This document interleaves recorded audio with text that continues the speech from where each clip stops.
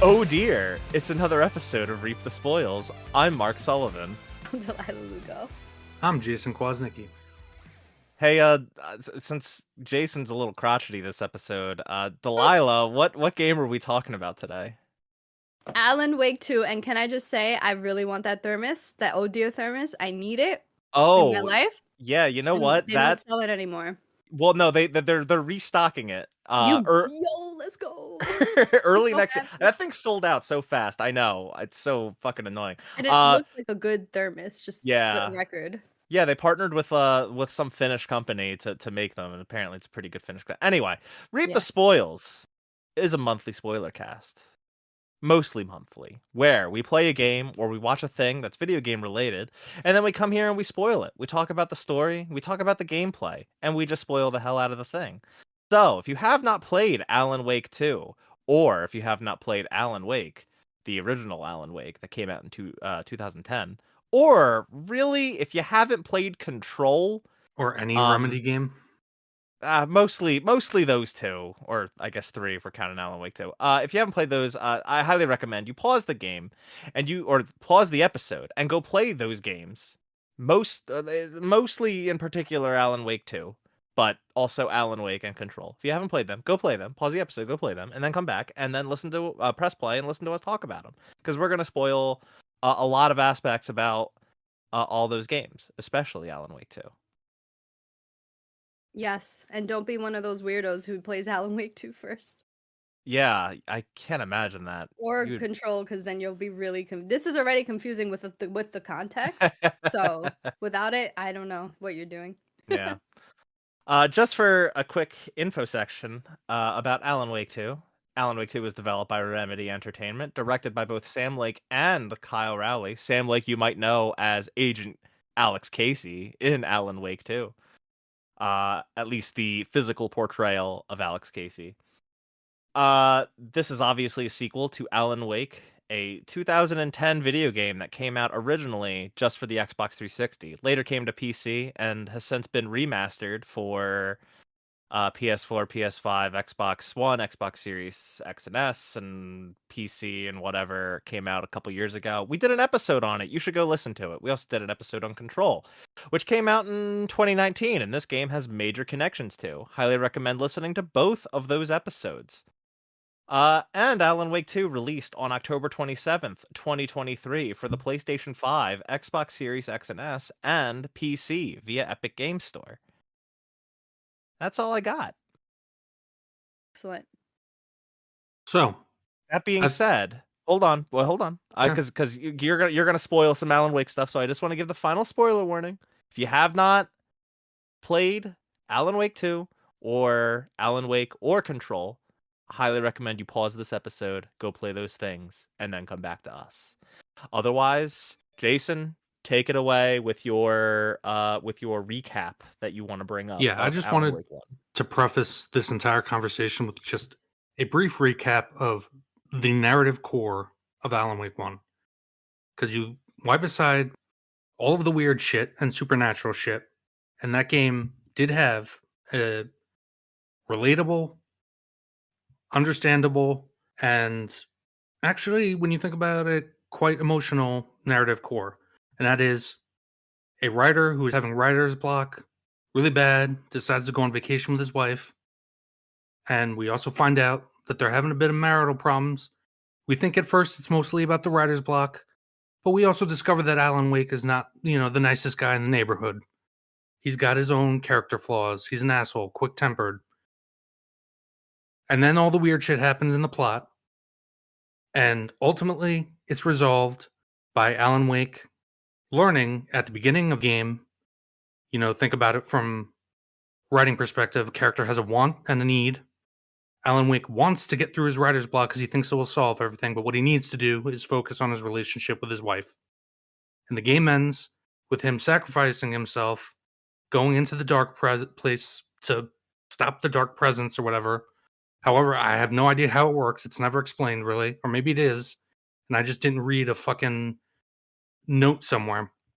Either way, he When goes you're into talking about supernatural presences and stuff, what does it warrant explanation? It's like, Whatever. Yeah, it doesn't matter. Basically, the point is that he sacrifices himself for his wife, which goes to his need, which was he needed to focus on his relationship with his wife.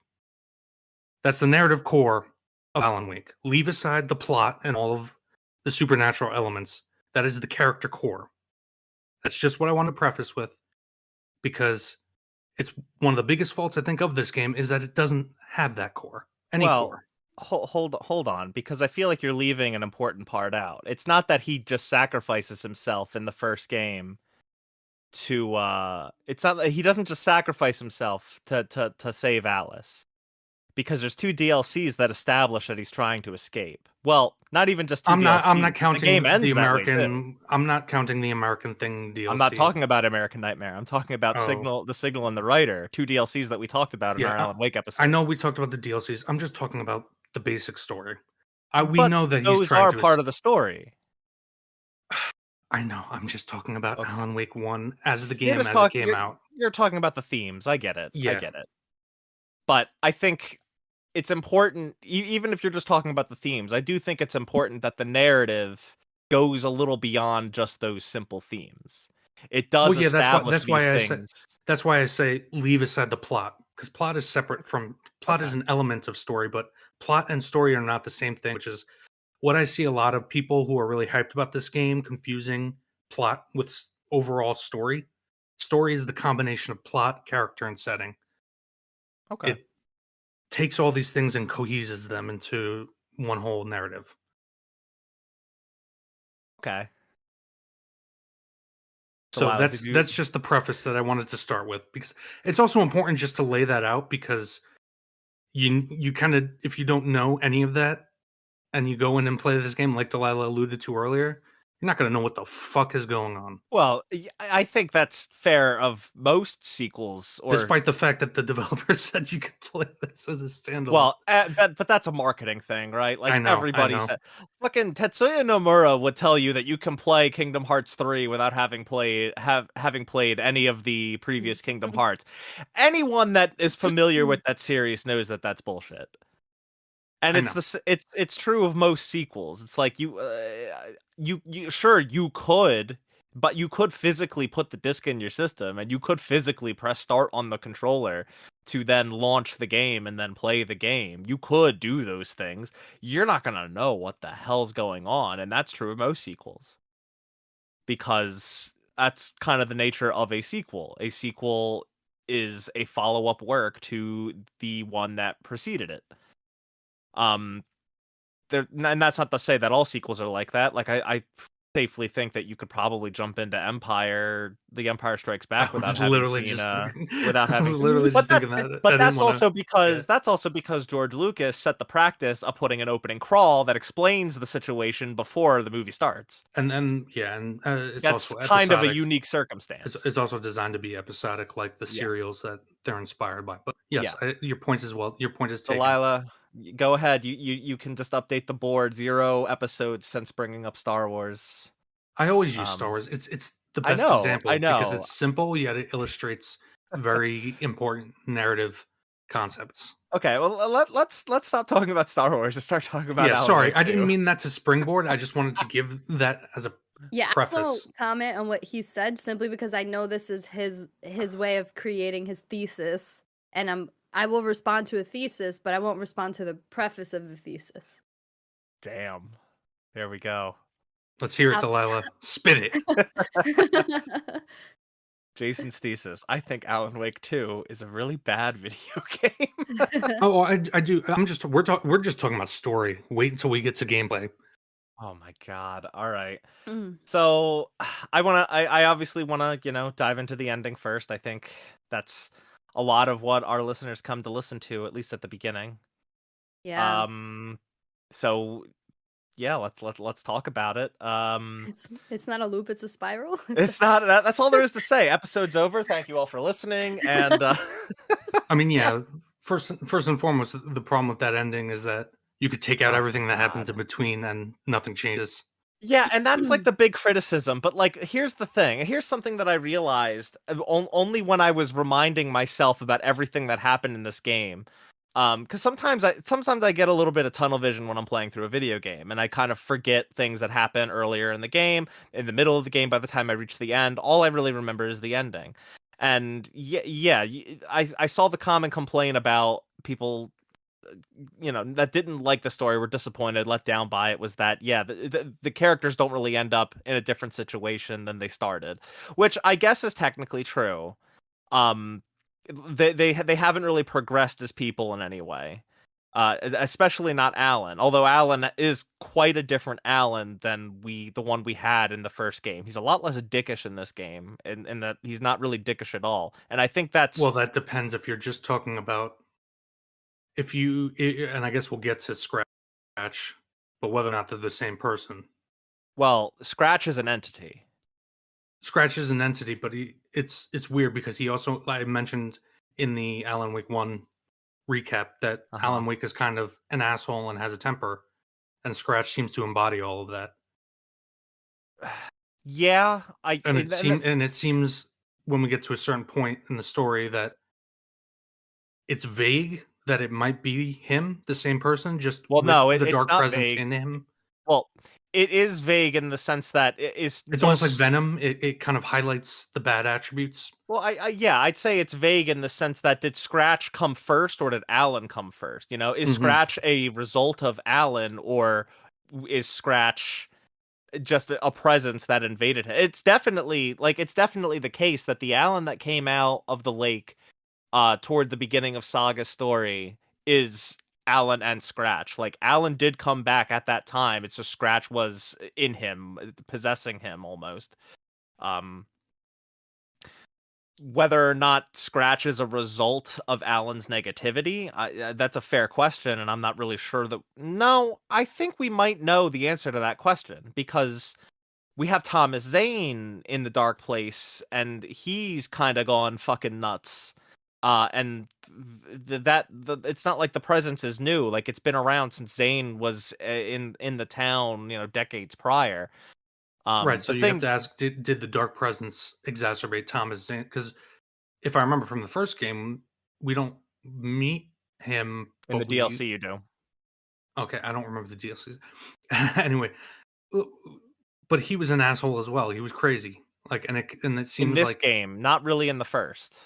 oh, I thought in the first game it kind of was implied that he was like I a think they nasty weirdo. presented him as somewhat antagonistic until the end when they kind of revealed that he was trying to help the whole Yeah, he's kind of like, it's kind of ambiguous, his role in the first game until the end, and in the DLC he seems like he's actively trying to help you. It seems like in this game he's really using Alan so that he can escape himself. And I feel like Right. they did some, I guess Control kind of aided in this. Like, they did some kind of retconning. Not necessarily retconning. I mean, it could be. They established that Thomas Zane was a poet in the first game, and this time they established that he's actually a filmmaker, and one of his most famous films was Tom the Poet. Yeah. And the Dark Presence being something that kind of takes artists' art and turns it into reality.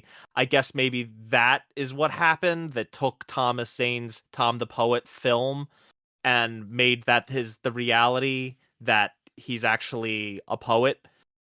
This is also somewhat alluded to in Control, and that, this isn't something that we talked about, but there is the second Control DLC is pretty much focused on Alan Wake. It's called AWE, or Altered World Event. You go into a whole new sector of the oldest house, and Alan talks to you in visions from the dark place, and most of the pages, the documents that you find in Control as collectibles, like, a lot of them, if not the majority of them, are focused on Alan Wake related things. It's almost like set up for this game, that we at the time didn't know we were ever going to get. Yeah. Yeah, um it's the Marvel end credit teaser, yeah. yeah, and Marvel's a good example, because we'll talk about something very Marvel-esque later in the episode. But going back to Thomas Zane, like, he's a very different character here than he was in the first game and in the DLCs for the first game, and I think I think it might be like a sign of desperation. He's tired of being there. He's trying to use Alan to get himself out. Um, and I feel like a lot of the segments with Thomas were a little confusing, I especially because he looks like Alan. He's played by Matthew yeah. Peretta as well. It's like, Well, can you answer this question for me? Because I've seen a lot of people, like YouTube breakdowns and shit, saying that Alan is supposed to be a reincarnation of Zane. Is there Mhm. anything in the actual games to establish that? I don't think so. Maybe in one of those cutscenes it's kind of implied, but I don't believe so. I don't think so. Okay. I Maybe just wanted to it's make sure. Again, I've I seen mean, so many maybe it's like something to dive into with Jotun Yo, what Nightless Night, the 15-minute whole ass like short Oh my film you can god. watch yeah. toward the end of Alan's story. Maybe it's some sort of hidden meaning through that, but that's really just a recap, almost like a recap with past characters of the story and also foreshadows the ending of Yeah. the game. Well, Yeah. I not the ending of the game, but like No, it one of the does. It big does one of foreshadow the ending of the game. no no Oh, no. I'm not talking about where you are. okay. What I was gonna say was not the ending, but like one of the big twists is almost explicitly said at the it's the first line of the game. Yeah. Um, Because the game loops essentially. yeah, It ends how it begins, or it begins how it ends. yeah, but I yes. was so like I was basically anticipating the twist scratch, from the get go. I was just like, when is it gonna happen? What But that Scratch was embodying Alan? yeah, that they were essentially the same person. If I whether or not mean, it's a separate entity brought out by the dark presence, whether the dark presence infects him, kind of like Venom and Spider Man, we we we can't we don't even know the basic mechanics of how it works. yeah. So I think towards the end, I think it was Saga that did kind of after she figured everything out, say that Alan and Scratch were one and the same, and that's why they had to join and become one entity to kill him.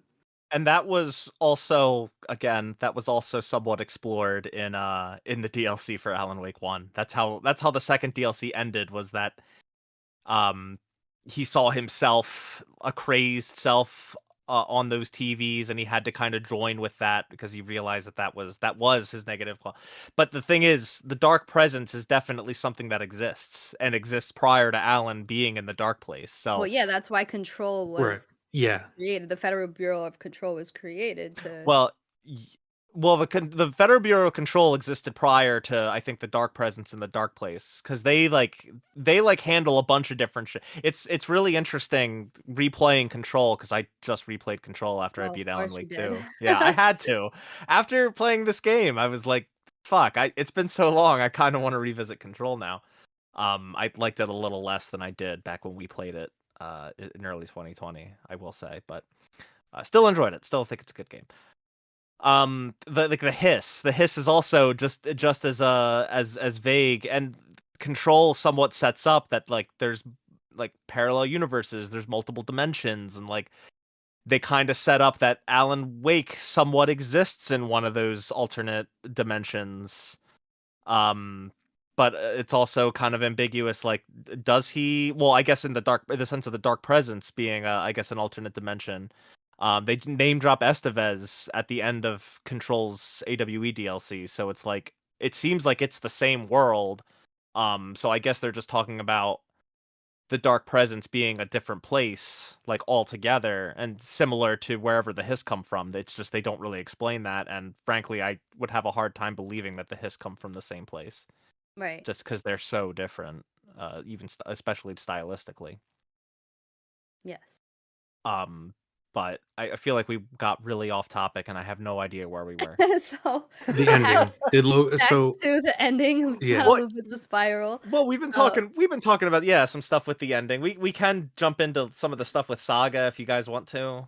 Well, I guess Um, I just like want to say my opinion on the oh, ending. go for it. Like, Yeah, yeah. while I definitely want some Alan Wake, and maybe part of me wants to see, or maybe I don't. I don't know. I'm so conflicted. I'm very conflicted about the ending. I feel like they could tie in some of the other Remedy Universe games, like Max Payne or something like that, Hey, hey, hey, into. hey, hey. Well, That's they the are. final question. That's the Oh, final sorry. question.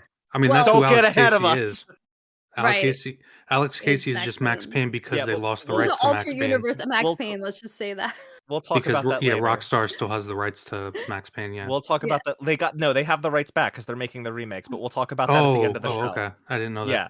Yes, they're Well, making. I do feel like generally for people who have waited, what has it been, 13 years since Yes. Alan Wake 1 came out, to wait 13 years for this to be the conclusion, to not really get any kind of Well, answer in between feels a little bit like you're like leading people on, and now how long do we have to wait to go through the loop or the spiral or whatever and get to the end of the spiral so that there's either some ascending or descending, you know what I mean? well, I think that's the thing is I don't think this is the end of the story.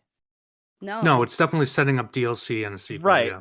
So I don't. Well, yeah, but DLC besides, I think there will absolutely be a third because I think they're deliberately setting up for a trilogy with Yeah, this game. which is another big problem I have with this game is the entire thing feels like exposition setting up future installments. And sure, yeah, and they kind of drop this at some point where I forget who brings it up. It might have been Mr. Dorr, bringing up that this is Alan's, like they I think they name drop the hero's journey at some point, and it's also really it's really implied by the titling of Alan's 3 books that are involved with this Yes. plot: departure, initiation, and return.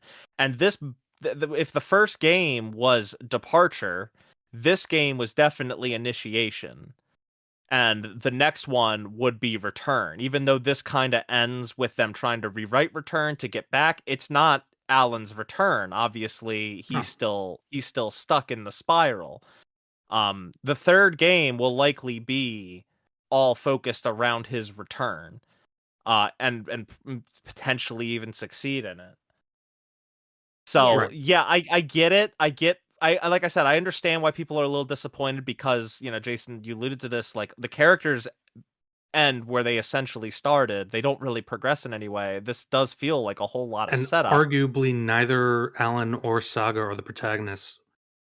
It can very much be argued that Alice, who is off screen almost the entire time, is the Hey, protagonist I of the mean, story. and We that's get a almost nothing of her. I And mean, she's the most interesting character in the game. I mean, to that I'll cite Akira, the classic Ki- Japanese film. Yes, I who- know. I know. Oh. Yeah, But see, this is another thing I want to make clear is like I don't disagree with what they're doing in this game. On uh-huh. paper, it You actually just sounds don't really like it? cool. It's the execution. Okay. Feel like to end Alan Wake 1 with it's not a lake, it's an ocean, having all these year people speculating and figuring out what's going on and trying to see where they're going with this game, and not knowing if you'll ever get an Alan Wake, if you're just gonna have to sit with those feelings, and then to come here again 13 years later and to have that same kind of feeling. While I do want more Alan Wake because I love this game, absolutely. I do feel like it was a little bit of like blue balls. Oh, I mean, that's fair. I'm not trying to, discredit or disprove anybody for feeling that way. I totally get it. It's just for the same reasons it didn't really disappoint me entirely. Maybe on a replay, maybe on a revisit further down the line, I'll come around to feeling that way. God knows I've done that with other games. Where I revisit them and I'm like, man, why did I like this so much? I mean, Jason, you and I both with Final Fantasy 15, we both Oh my kind of God, went yeah. down that rabbit hole. Um, but my point being is that this is clearly set up for a third act, and they acknowledge that, and I feel like they acknowledge that in hindsight pretty openly.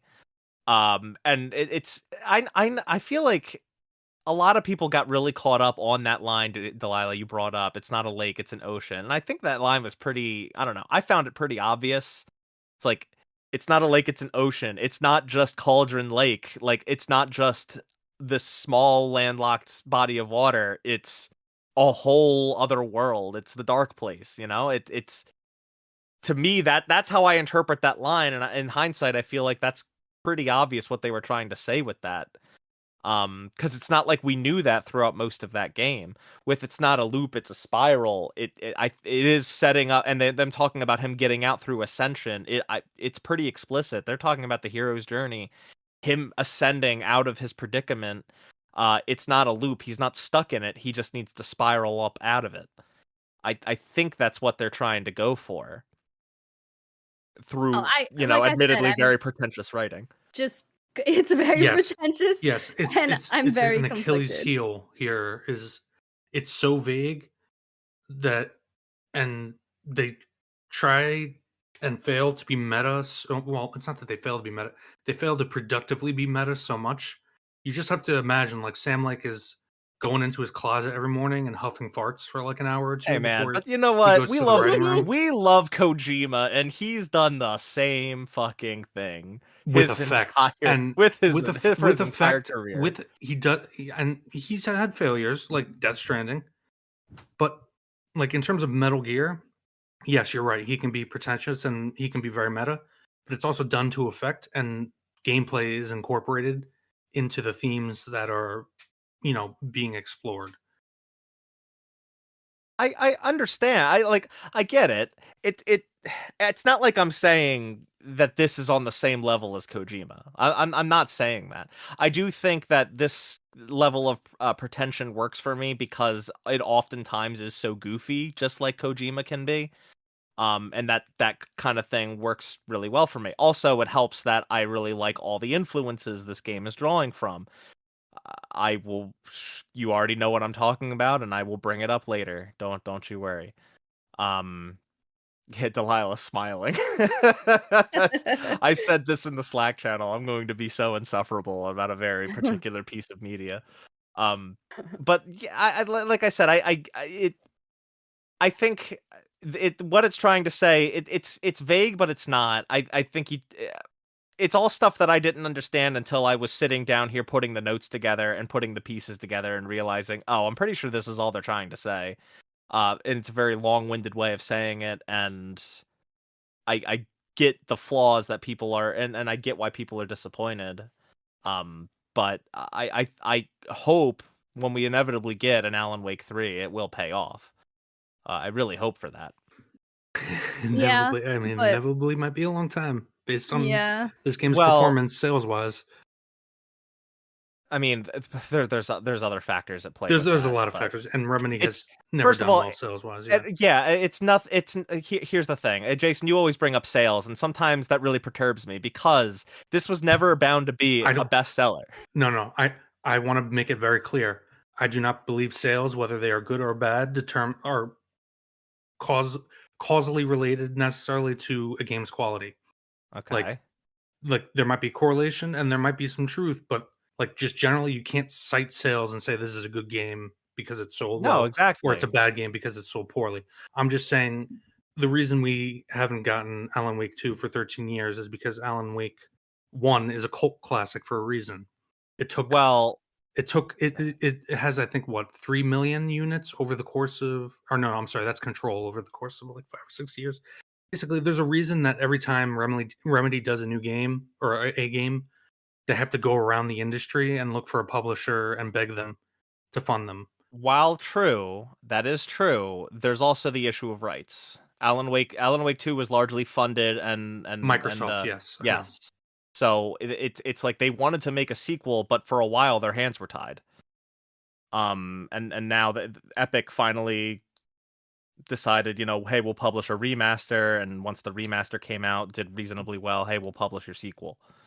Um, Yeah, but so we're veering way off. Let's just go yes. back to the ending.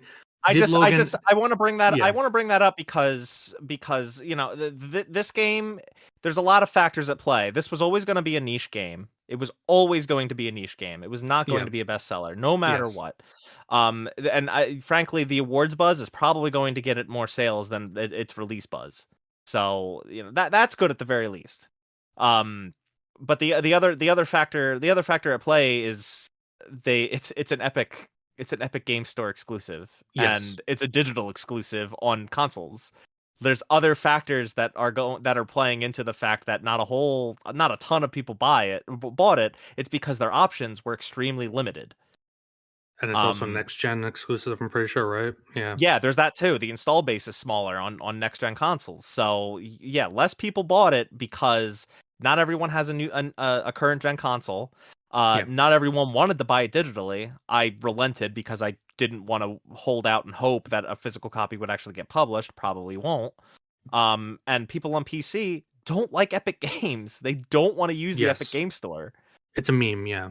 Yeah, it's not a meme. It's a reality. No, no, I mean, like, oh, it's on Epic Games is a literal meme in PC gaming. Like, It's oh, I'm not gonna it's buy it. I'm It's not sorry, I on should have Steam yet. yeah, just realized I accidentally laid out an Alan Wakeism there. It's not a meme, it's a reality. Yeah, exactly. All right. Um, So ending. Did Logan yeah, answer the let's phone when Saga goes to call Logan? Does he answer, or does she? I'm sorry, answer the phone. I think it's also expanded out to a question of are Saga and Casey still stuck in the dark place? Because they kind of were in the dark place when they did that. They had to be in order to make the story become reality. She shoots and kills Scratch, but does she and Casey remain in the dark place, and thus is Logan even able to answer the phone? And what do you guys think? Yeah. I mean, I don't think she answered the phone. We didn't hear anything. We didn't hear like a answer machine or anything. It just ringing and cut to credits, right? Yeah. If she didn't answer the phone, I would say either I would say they're still stuck in the dark place, absolutely. Especially with the end credit scene, it's not a loop, it's a spiral. Like, there's no indication that what they did actually worked. Well, do you think it worked though? I don't think it worked. Maybe it Mm. altered something, but I don't think that it worked And in getting them out. let's also not forget that when Saga was thrown into the dark place, um Odin and Tor went in after her. So there's still that dangling thread to be resolved at Mm. some point. So yeah, I'm inclined to agree. I think she and Casey are currently in the dark place, and in the future something will have to be done to get them out as well. There's a fundamental problem with this question because it is entirely dependent on the answer of another question. Are Alex Casey and Saga Anderson even real? Right. We Yeah. I never think see Logan 'Cause- or David, her husband. we see pictures. Alex Casey is heavily implied throughout Alan Wake's section to be connected to his character that he wrote. Alan never wrote or never met Saga Anderson in real life. Why did this, again, never explain why specifically he chose this FBI agent who happens to be magical and have psychic powers and is not really a detective, is just a psychic. Well, I think There's to so much unanswered, and well, let me reword your question then, because I don't think the question is so much are they real? Because I think they are obviously real. I think the bigger question is, did they both come into existence because of because of Alan? Alan Wake, yeah. Right. Yeah. Like I think Alex Casey's a pretty obvious one, right? The reason he's famous is because of Alan's books. Or the reason that character is so well known is because of Alan's books, and I think the Dark Place definitely took that and manifested and created him, and it's played off as like a joke in the game. Everyone jokes about how my name is and profession is similar to Wake's novels. It's like, yeah, but I think that's the point, and I think that they're kind of playing with that idea. I think Saga, it's very possible that she was also written into existence and written into the story by Alan, because it's very coincidental that her last name is. I can't believe I didn't realize in all the pre-game or the pre-release marketing and stuff, the fact that her name is Saga Anderson Mhm. and we had Tor and Odin Anderson. I cannot believe I didn't pick up on that and realize that, yeah, she's probably related to them. And lo and behold, she's related to them. I think Yeah. that definitely For those does. who don't know, Saga is a character in Norse mythology, as is obviously Odin and Thor. Yeah. Yeah, that aspect too. That aspect too, for sure. I'm just talking about the last name. um, but I think that fact is just way too much of a coincidence that this FBI agent comes to this town to investigate these ritual murders, gets it entangled in the whole Alan Wake thing, who is an author whose stuff is coming to life because of this dark presence, because of this dark place, and she happens to be related to two denizens of that town and people that were associated with Wake. Wake knew them. They helped him in the first game. I think the answer to your reworded question, Jason, is yeah. I think they came into existence and came to that town definitely because of Wake. Really came obviously they came to town, but I think they both were Yeah, it brings up the manifested by question: Wake. is the entire place that we've been playing since the first game a manifestation of Alan Wake's I writing, don't think that's the case. or And severely altered? Because again, then the control stuff, the AWE or well, whatever. and that's Yeah, AWE, yes, but the reason I kind of yeah. don't think that the whole location of Bright Falls and Watery are manifestations of Alan is because he has no reason to know who Ati is. Ati is established as like this, you know, frankly godlike being in control. He's like he is I didn't probably even a remember he was in Control. oh my god, how did you not remember Ati from I don't even Control? remember the story of Control. I Oh, just brother. remember that it was the first Remedy game that actually played well. Wow. That's kind of true, actually. Damn. And arguably the last, because they did not take Wow. anything they learned in that game for That's this game. But fucking continue. that's fucking savage. Jeez. Anyway, Ati in Control, I would not have remembered this if it weren't for me replaying it. He sends Jesse a postcard from Watery, Washington. Oh, okay. I don't I if Watery was a creation of Alan, I don't think Ati would be able to just go there. Um Right. I think those locations are real. It's just the dark presence is there. The dark presence isn't, or the dark place is an AWE. You know, Yes. Cauldron Lake itself is an AWE. And again, Um, this just goes into all the vagaries regarding how the mechanics of this stuff actually works. And it's funny because I actually typically, like, I'm a big fantasy reader. I typically don't like, the modern Brandon Sanderson hard systematized magic systems. mhm. I tend not to go in for that kind of thing. I prefer the more softer classic stuff of like Tolkien or like Michael Moorcock. But like there is a line, and there you need to understand the mechanics of how some things are working, just so the story, Well, makes sense. to that I'll say, and I guess this will be the first time I bring it up. To that I say, this game, this series is so much more influenced by Twin Peaks than the two of you can possibly imagine without having watched it.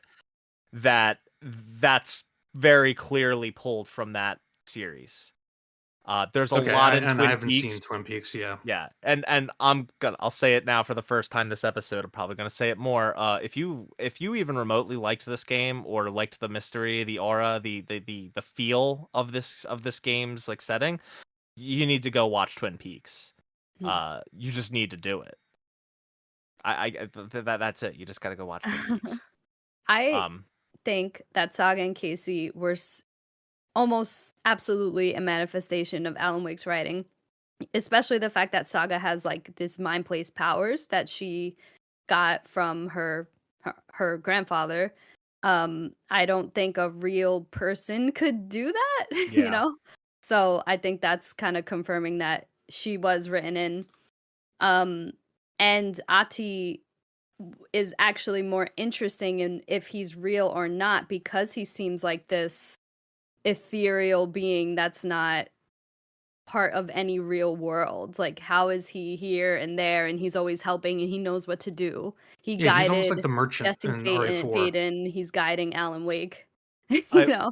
real quick, I want to give a shout out to my buddy Dylan who sent me a video. We were both playing this game and talking about it. Sent me a video from years ago, from a YouTube channel. I want to say it was like Gaming University or something. And it was about Ati. It was a game or a video about who is Ati, and goes into like some of the mythology behind some of the naming conventions and stuff in Control, and essentially like just posited that Ati's role as a janitor is not just cleaning up rooms in the oldest house. Like he's a janitor of the universe. He's making sure things are clean and tidy from that building. Like he is one of the most important roles within that entire organization of the FBC.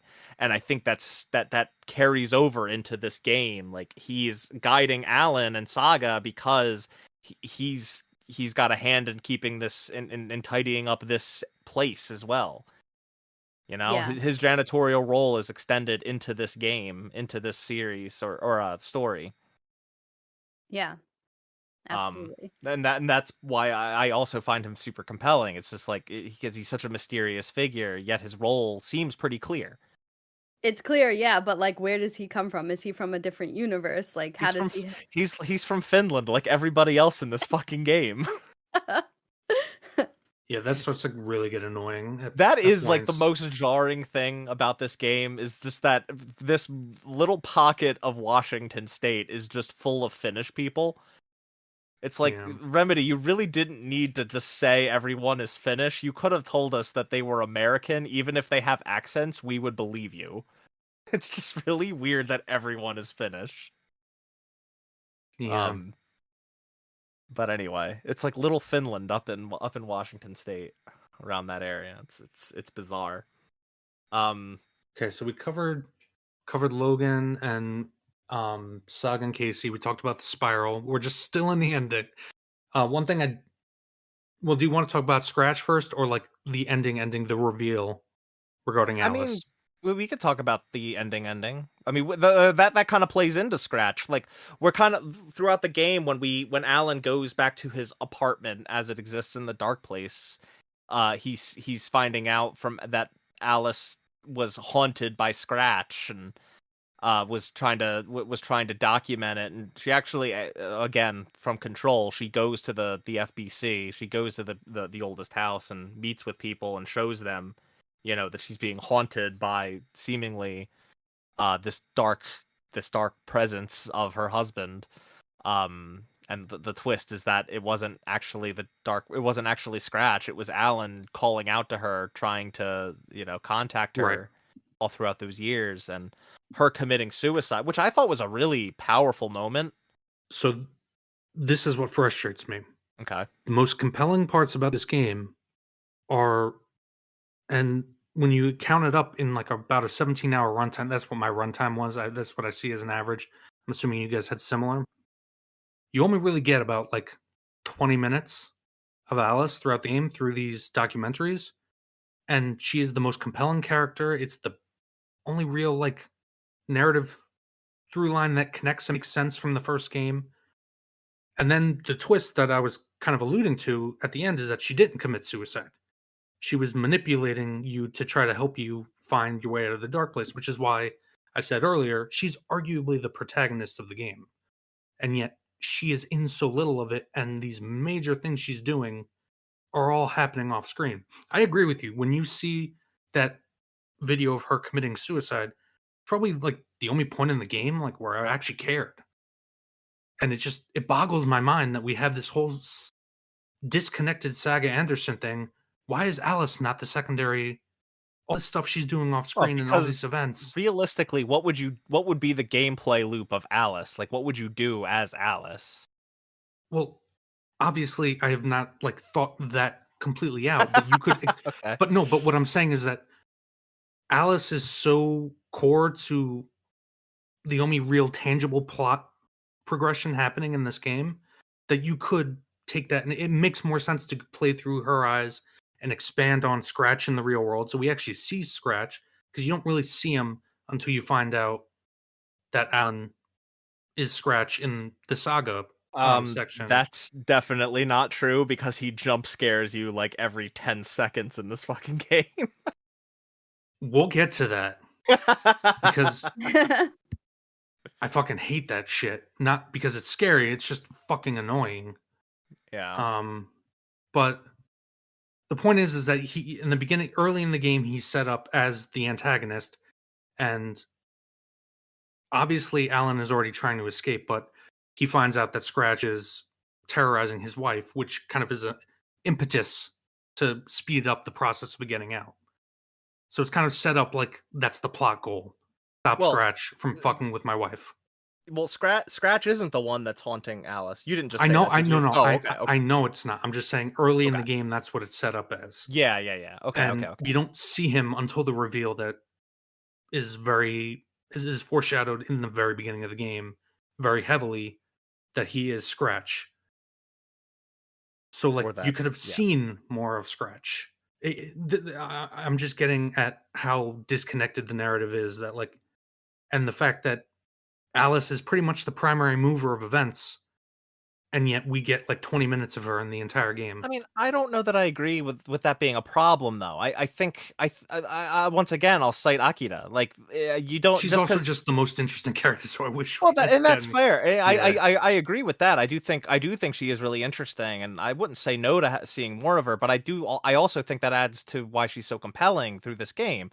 You know, it's almost like you're playing Alan sections so that you can get to more stuff with her, so you can learn more about what she was going through for the 13 years that Alan was in the dark place. And I think if we had seen more of her throughout the game, it would have lessened the impact of watching that final video, of watching that final exhibit where she quote unquote commits suicide. Right. Um, I mean, Go ahead. again, you could be right depending on how they execute it. Yeah. Um, it all comes down to execution, and I guess the main thing I'm getting at is that I still don't really see a reason for Saga needing to be in this narrative at all.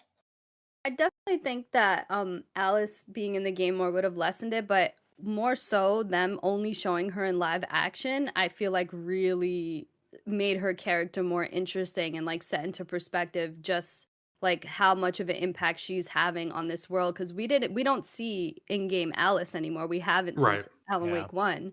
And I feel like that was very intentional of them, and it worked really well because seeing her animated change my perspective of that character. I mean, sorry, seeing her in live action changed my perspective of that character almost completely from the interpretation I had of her in the first game. Yeah, it was also, in my opinion, just the one live action performance that actually worked. But I don't we'll agree get with into that. that, but man. Just, Okay. but she really conveyed a sense of grief, I which I felt like could have worked. And again, we're talking about things that aren't. And to answer your question about why Saga was written, I think it's just putting into perspective that you're writing characters that you are creating lives for. And it Yeah, kind of gives that kind of like near automata kind of thinking perspective. Like, okay, is this like a real person who has real feelings and is like really impacted by the decisions that are written into the world? Or is this just a character and whatever happens to her as long as we get to the goal that we need? and I And also. Oh, go ahead. and we Sorry, I didn't mean wouldn't to cut you feel off. that sort of impact of like how she was as a mother to Logan or her relationship with her husband David or shoot, I mean, I even suspect that like her dad is like Warlindor or whatever. Like those relationships that she has, we wouldn't really like care if she wasn't someone that had like if she was just a written in character. Oh yeah, this is just a character to get to the end goal. Now it's like well, if something happens to Saga and she disappears, right? Because she's just a character in a book, we're gonna feel that because we had a moment with her. see, The that's other. exactly the problem. And I was waiting until we talk specifically about Saga to talk about this. I mean, at this I point, don't care. we're specifically talking about all the characters, so. Yeah, but I don't care about Saga. We don't get anything about her relationship with her family other than Not true, we absolutely do. she has a daughter. We We absolutely get an insight into her relationship with her family. What are you talking not about? not until she goes to the dark place. At which point we don't even know if that's real or in No, her that's head. not true at all. Throughout This the entire character has game, we're getting this information character about her has and her family. this character is bland as shit. Oh, Jason. Talks like the director had the voice actor fucking guzzling Ambien before she fucking went on to record. Jason, be nice. I think Has she no was development stoic. until that sequence where it's almost like the developers were like, shit, we didn't do any character development for this character. Let's have a sequence in our mind space in the dark place where we'll create all these things that aren't set up in the actual story, all these fears and potential character flaws. Uh, and in terms of Alan Wake's story continuing from the first game, she really has no role other than to explain that Alan Wake can write things into real life. And then again, that goes back to the game feeling very expository, setting up a third chapter rather than being its own story.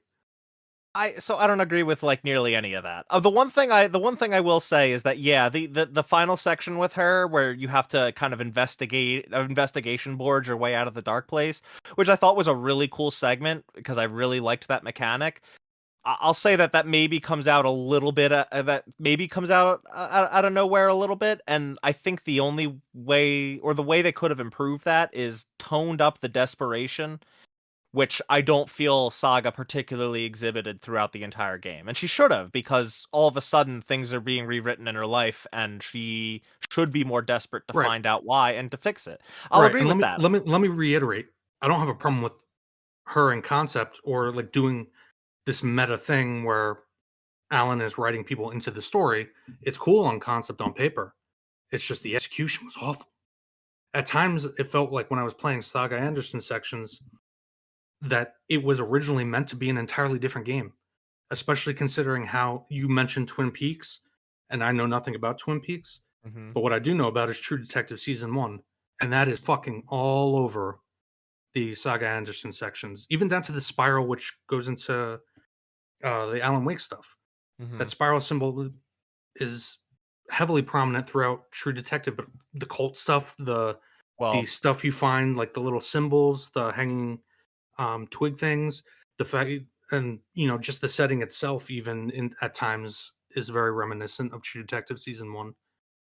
I will say the spiral thing was also in Control. There was Again, a I door didn't with a remember, spiral. but Yeah, I didn't yeah. remember either until I started replaying Control and I saw it and was like, "Holy shit!" It might have even been back in Alan Wake 1, but I'm not 100% sure about that. Um, the other thing with Saga is the reason Alan wrote her into the story, the reason why she's somewhat important is she like has a connection to people that are familiar with him and his plight, which is Odin and Thor. Is able to write in some sort of special power to assist.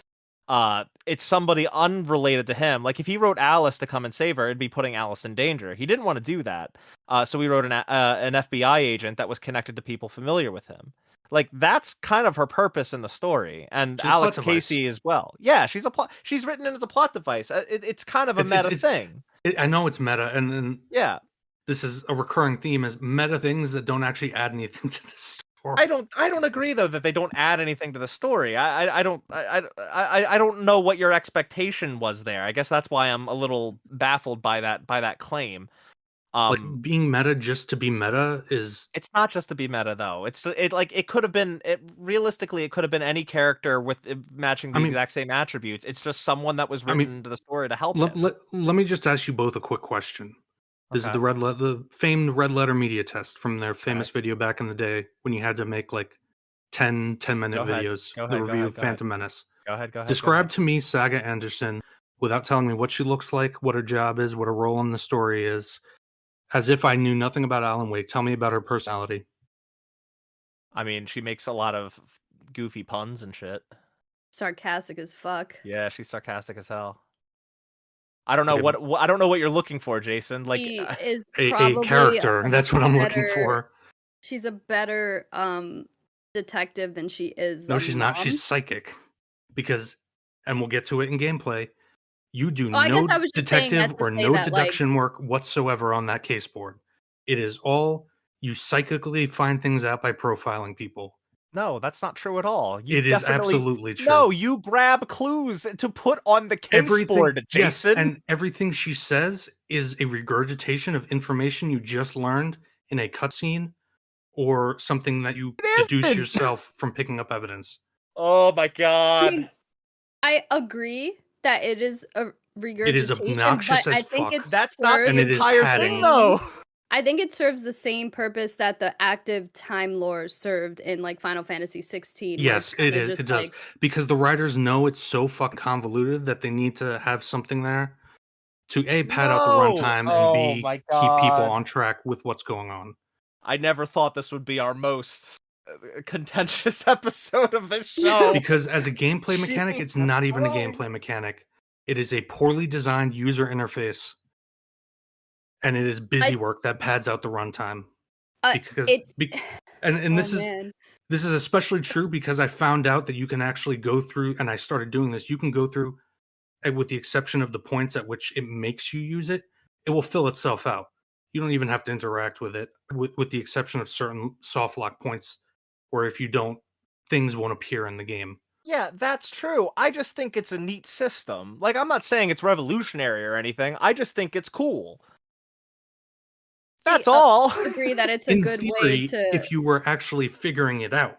The problem Hold on. is you can just Hol- hit X on all of the yellow things to stick Hold, out random shit. hold on. Delilah, what were you going to say? I was just gonna say I do agree that it is, in my opinion, an effective way to absorb the information, to kind of be there with the mystery of it all, which this game is a mystery as you're going through the journey. But the fact that you could go through it, not use the clue board, I think you're kind of losing out if you do that, but you could get away with doing that and it would just feel like a padded gameplay mechanic. However, I do think that it wasn't poorly done just because it became its own place. Like it's like you can play real time. It's not like they sent you to this like flat board and that's it. Like you can actually move around in the space and interact with things and stuff like that. So I actually thought it was well done, and I hated it at first. I was like, "Oh god, why do I have to do this?" But then eventually I kind of appreciated it, to feel like I was actually with Saga, like trying to figure out what's going on, Yeah, even though I kind of knew what was going on. it essentially gamified the mechanic from Final Fantasy 16 that you just brought up, the active time lore. It gamified it. It's not just a menu you pop up and then read a quick blurb about who the fuck's on the screen so you remember who they are. No, it like gamifies the act of being a detective. Could it have done better? Absolutely, it could have. I definitely Yeah, agree that LA it could have Noir done it already did better. it better.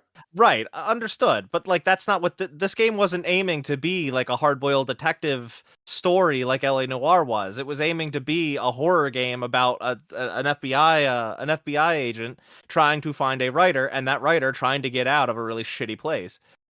Like, I agree that the system could have been better, but I don't think it was trying to elevate itself above what it actually was until maybe the very end. But that's all it is. Right, Uh, and I found that sequence obnoxious as well because that's it's fine. forcing you to go in and out of it, back. Oh, I got to hit X on this thing. That's what half this game is: pressing forward on the stick and pressing X on the right thing. Okay, to be fair, that's most AAA modern AAA video games. But That's just the majority of them nowadays. and I mean, again, we'll get to it when we get to But at gameplay. least I But like, found this one a little more compelling than others. all right, so we basically just went over Saga's character and the gameplay God. mechanic. Do we want to actually talk No, about the hold on, hold namesake on, of the hold on, game, Alan hold Wake? on, hold on, hold on. Okay. We didn't finish because I still disagree with nearly everything you said about Saga. Where like they don't At what point in the game do you use the detective board to actually figure I'm anything not out? talking. I don't even want to talk about the detective board anymore. I'm done talking Okay. about the detective board. Okay. Fuck the detective board. I'm finished with it. Okay. I'm talking about establishing her relationship with her family. Yeah, we know you're she has a daughter. She watches a TV show with him. That's about it. She's a shitty mom. We yeah, don't we know that. learn. No, Yeah, you we do. only If you no read the stuff on the board, Jason. in God. that one sequence in the Well, end. no, there was also like a girl, like when they were At doing the what point before return that sequence?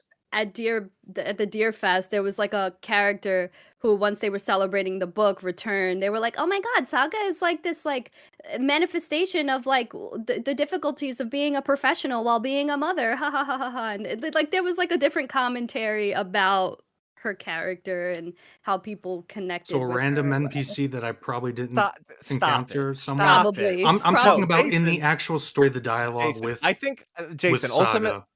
Ultimately, I think the problem is this game failed the Jason test. You didn't read the things you were picking up. That you didn't read the things on the case board. The case board stuff, those clues, they tell a story.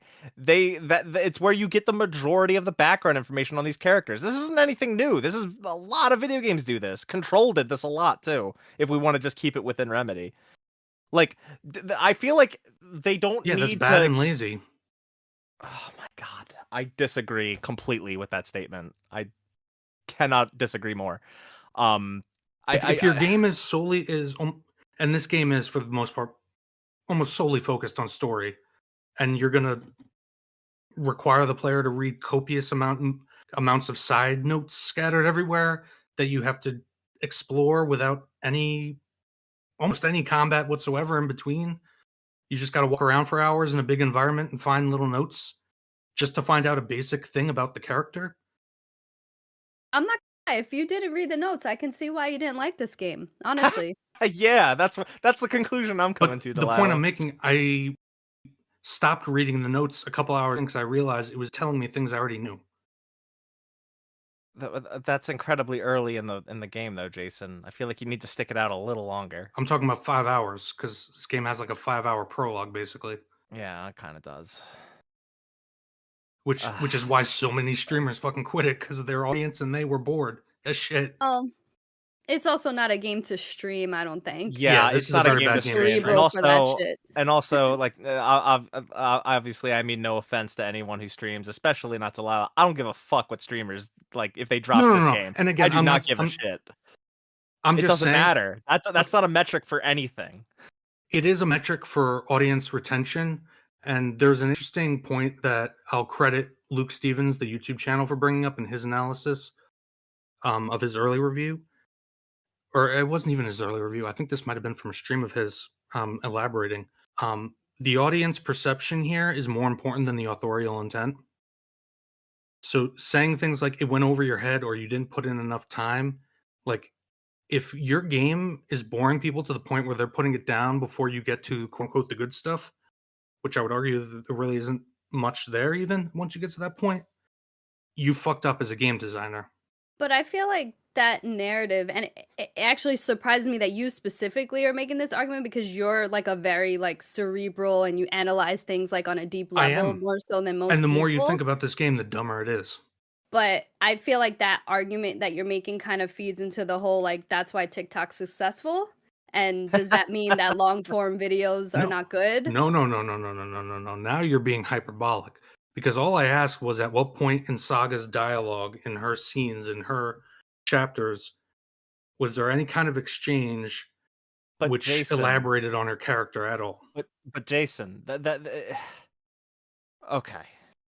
I don't think that you need to go into the intricacies of a character to make them compelling completely in the plot of your game, because that then doesn't become a plot about the plot. That then becomes a plot about the character.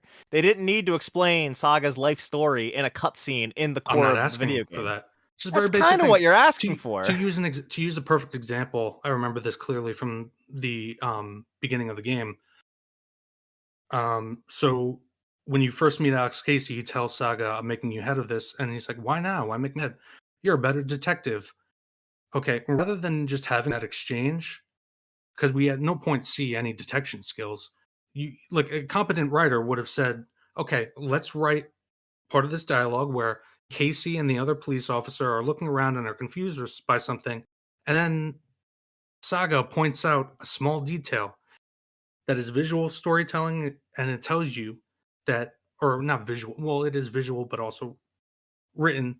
It shows you how observant she is, how good at this line of work she is. That's But why instead, we're just you told, and walk then around the crime scene and gather clues, gather not clues that are Casey just doing it. sitting out in the open that they've already pointed out to you. What do you fucking want? Like, Just there's a very always gonna small 2 there's 5 always second gonna be scene. a button prompt. There's always gonna be a button prompt pointing you in the direction of things to interact with. I'm illustrating a point, which is that you're just told a good detective. It's not actually shown in the writing. Okay. I don't And it turns out you're not understand. even a detective, you're just a psychic. Well, the thing, no, that's not the entire truth.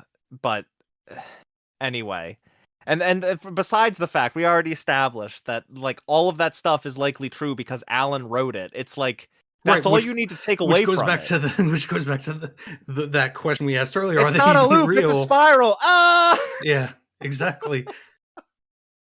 This podcast And it is goes a back spiral. to the fundamental issue that so much of this is left unexplained or at best vague that But I don't think it it can be needs to anything. be explained. I don't need everything spoon-fed to me. Like I don't even think it's necessary. I'm not even talking about spoon feeding. This is just writing 101.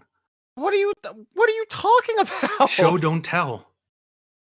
Don't tell me I'm a good detective. Show that I'm a good Well, detective. okay, that I agree with. I mean, I'll agree with that concept. And yeah, I already said that they could have done a better job with the detective aspects of this game. But I think you demanding that Saga's entire life story, or at least other details of her life, be explicitly shown you through cutscenes and events in the story doesn't really jive with the story they're trying to tell. And It it doesn't is even. told. You just have to read the fucking caseboard clues. That's Another all you have to example. do. Another example. The phone call. The phone call with Logan in the beginning of the game. It seems like they have a perfectly happy relationship. Why not Uh-huh. hint? Why not hint that with some dialogue from Logan over the phone that they're clearly, by the tone of their voice, unhappy with the fact that the mother is so focused on her work, which is what they try to build on, that she's a bad mother because she's Hey, hyper focused on her career and you know later in what? that section at the end of the game. And you know, This is what I'm trying to get across. and that's a good point. I will give you that. That's a good point. And it's the stuff like that in the writing that it definitely could have used more work on. I think you're going a little over. I think you're being a little hyperbolic in some of your criticisms I'm because, just pointing out very simple things. well, that one's very simple, and that one I agree with. It's not like I disagree with you entirely. It's just I think you're letting your hatred for this game color your expectations a little bit. Not really. I reached the point of indifference while I was playing Okay, the game. that's fine. I Whatever. think what Jason wants is, instead of having to find out more about Saga through like notes or like random No, he NPC wants it. dialogue, he wanted it in like a Yeah, cutscene or something that's why I or say spoon dialogue. fed. That's It's a why I spoon. say That's not that's why spoon fed. having. That's just basic writing. God. I did not expect this episode to be the one that did this. Again, I asked you guys, tell me about Saga as a person, and the best you could come up with Okay, was sarcastic, okay, hold on. But you And put she's a out bad mom. yeah, you put us on the which again is not a Jason, thing you until the put end of us the game. you put us on the spot to do something that I would need time to process. I can't do that about any character. Like Okay, on the Towards the end spot of the within game 10 either. seconds. It was in the Huh? beginning of the game too. Like when Tor tell me and about Han Solo. I can't bring up his profession, so I can't bring up that he's a smuggler. He's charismatic, he's confident, he's cocky, he's decisive, sometimes impulsive, sometimes arrogant. It's like Okay, this. but here's the difference. You've probably had that response locked and loaded for the past several years. In fact, I wouldn't be surprised if I go and watch that Red Letter Media video, and that's exactly what they say. No, it's actually, I specifically worded it differently, but they bring up similar Okay, but things. you But worded it differently, but it's essentially the same the thing. point of the red letter media test was to juxtapose characters from the original trilogy with characters I, from the prequels, which I, nobody could I. describe. Okay, well, whatever. The point And the point only is, reason I Jason, even brought it up was to try to was to put us get you on the guys to spot and make us understand what I and meant make when us. I said that Saga is bland. And quite frankly, in this game, Alan Wake is too. I mean, he's definitely different, very different than he was in the first one, but. The thing is, this isn't really a character focused narrative. It's just not, and maybe that's part of the problem, and that's fine. It is. It's entirely plot driven, but the Yeah, plot doesn't make sense. I don't. I disagree with that, but I understand where you're coming from now a little bit. I still think you're being a little hyperbolic with your criticisms, but I get it. I get it. And to everyone, just to be clear, I'm not trying to invalidate Jason's criticisms. I just don't agree with them. That's fair. Like, look at We, my face. You guys are getting very defensive. I think no, we I'm I'm all not very need getting to. indifferent. defensive. I was actually reflecting that Yeah. what you wanted. I Yeah. think No. I think we need to sit here and sing "Kumbaya" real quick just to recover some of our. Again, this is why I dreaded this podcast, because I knew that Mark would get upset. I'm not upset. I just don't agree with a lot of what you're saying. But what else is new, right? That's why you tune in to reap the spoils. So Jason can say stuff that makes everyone mad, and so that we can get mad at him sometimes ourselves. But I'm never mad. Delilah's just like, I'm just gonna mute and laugh. Delilah's just sitting in the shadow. Our audience obviously can't see it. Delilah's just sitting Yeah. in the shadows like the elusive man.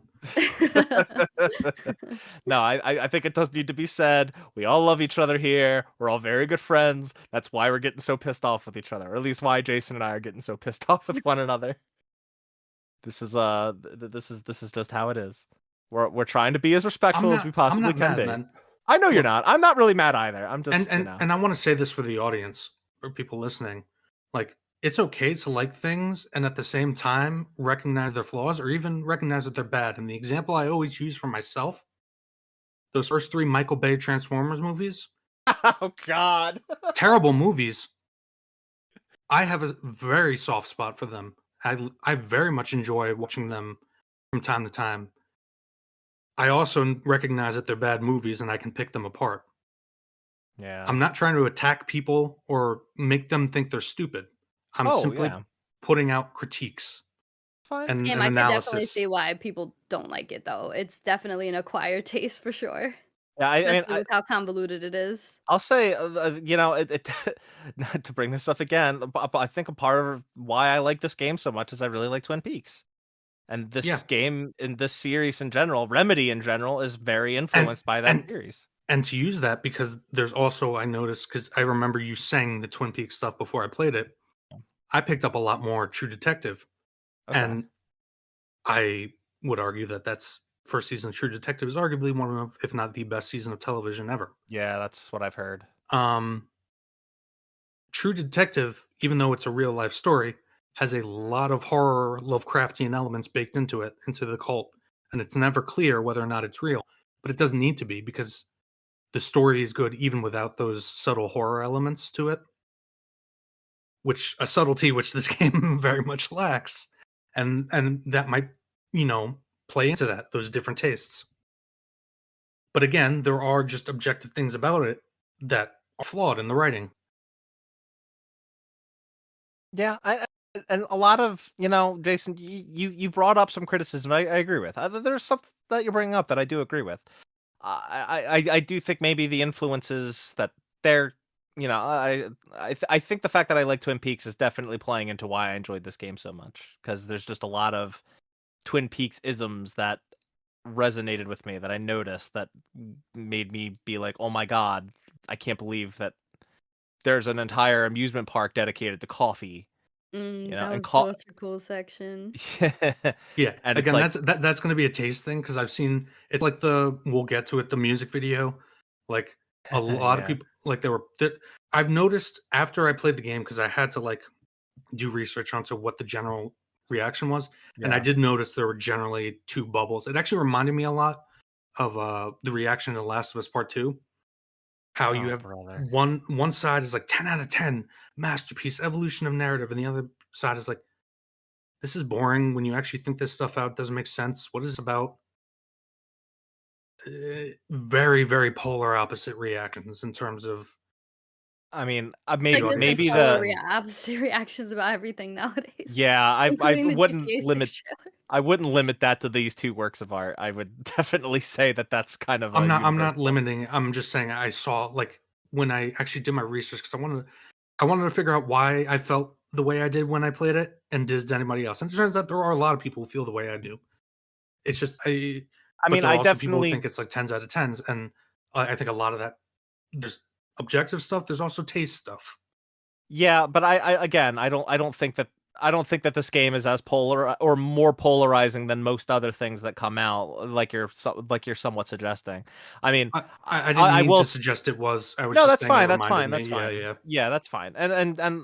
What I will say is like I've seen a lot of positive buzz around this game. I didn't really know anyone was disappointed until I subscribed to the subreddit and saw people talking about how they were disappointed in the ending and the game overall.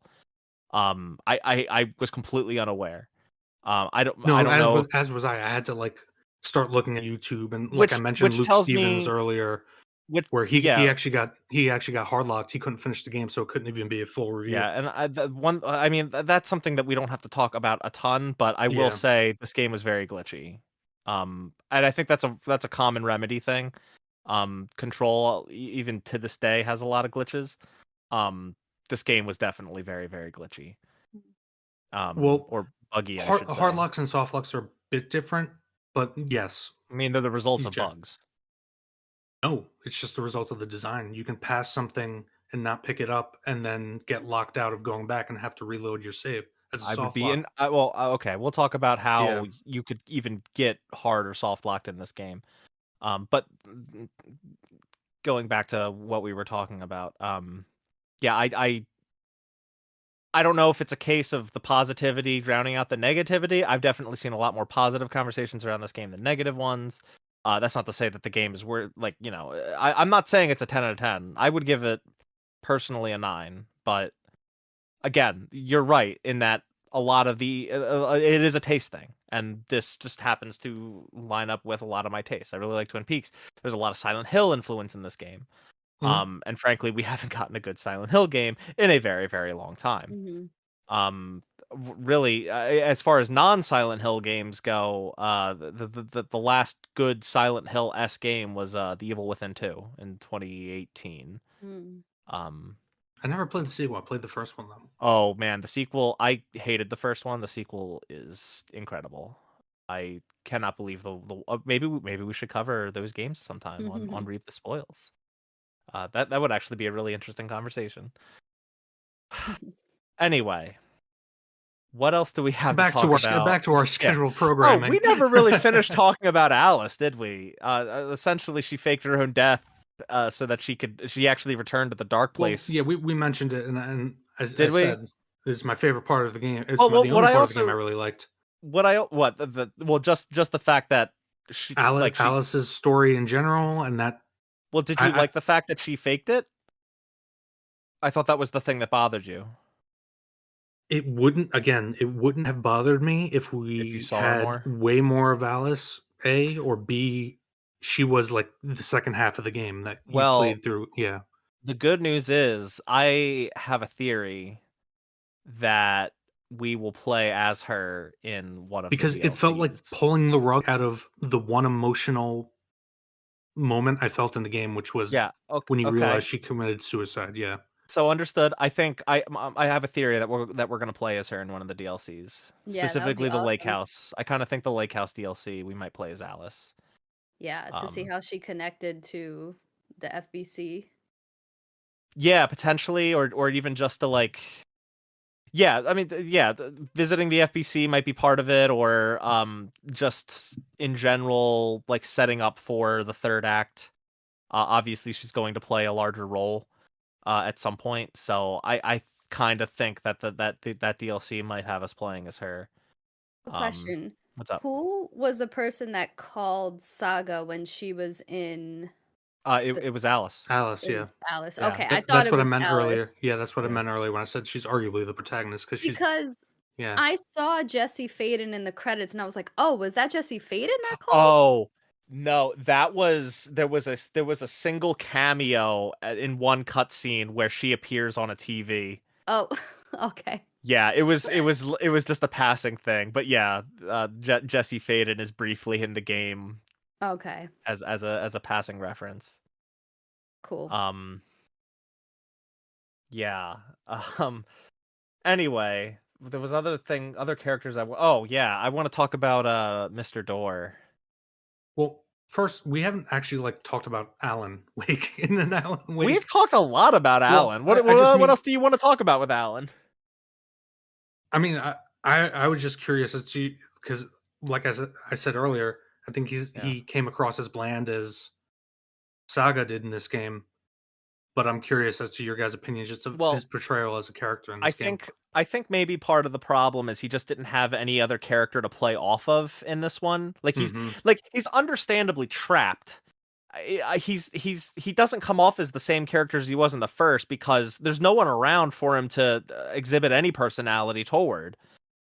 He's just like in a spiraling hellscape by himself for the most part. He comes across Zane, who is even more insane than he is.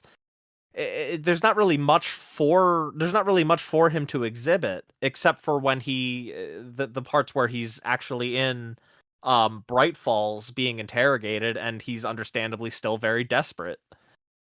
Yeah, you don't get many character interactions with Alan. Yeah, it's like, yeah, Jason, you're not wrong in that he's more bland in this game, but I don't think that it's necessarily a flaw because of, again, how the story is structured. And he's super confused.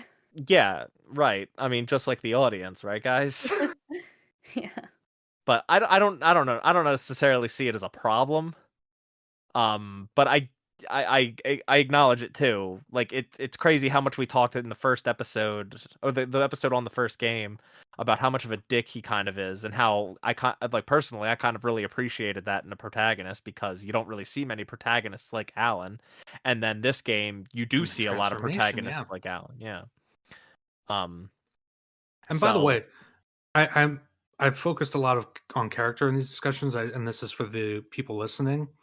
It is okay to have plot-driven stories that have either don't have like character arcs, or they have what are known as flat character arcs. So, perfect example: Dark Knight. Batman has a flat character arc. It's more about testing his principles than changing them. That is perfectly fine. The problem is when the plot doesn't really cohesively come together. again, I don't agree, but um. Yeah, I don't have much more to say that we haven't already said about Alan. Like we've already talked about how it's more a plot driven story than a character one, but I feel like there's not much more to say about him. No, other than I plugged in this element, and it seemed right for the story, so it moved forward. That was good. I hit X to put in ritual All murder, right, so the story, enough, yeah, it enough. really started to piss me off as the game went on. That and wake, wake, Like, wake, That wake. I'm actually like, freaked me out at first. yeah.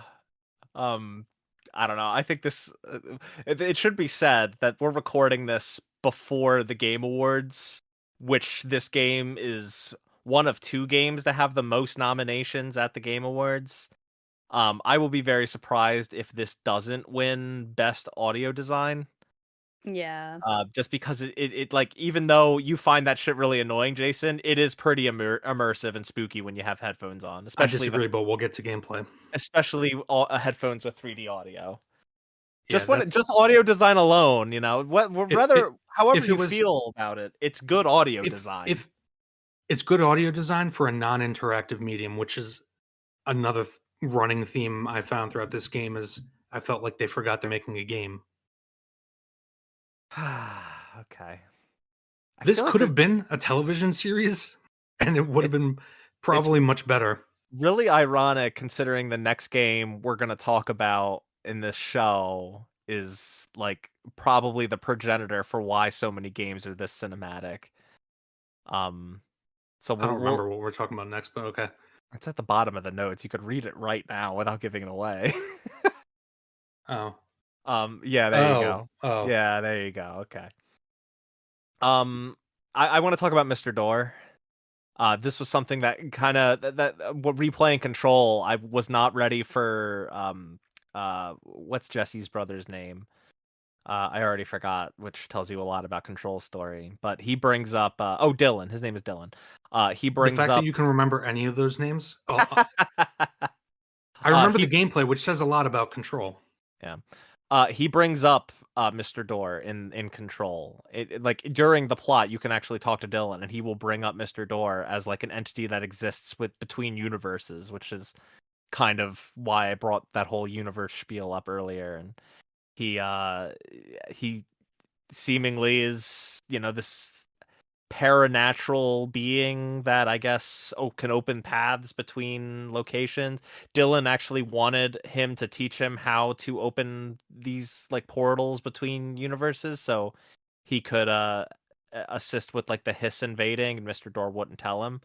And then fast forward to this game where Mr. Door is a character, and Delilah, I also picked up on the idea that he is Saga's missing father. Yes. And I think that the game leans really heavily into implying that, Mhm. which is another interesting facet, How did you because guys come to that?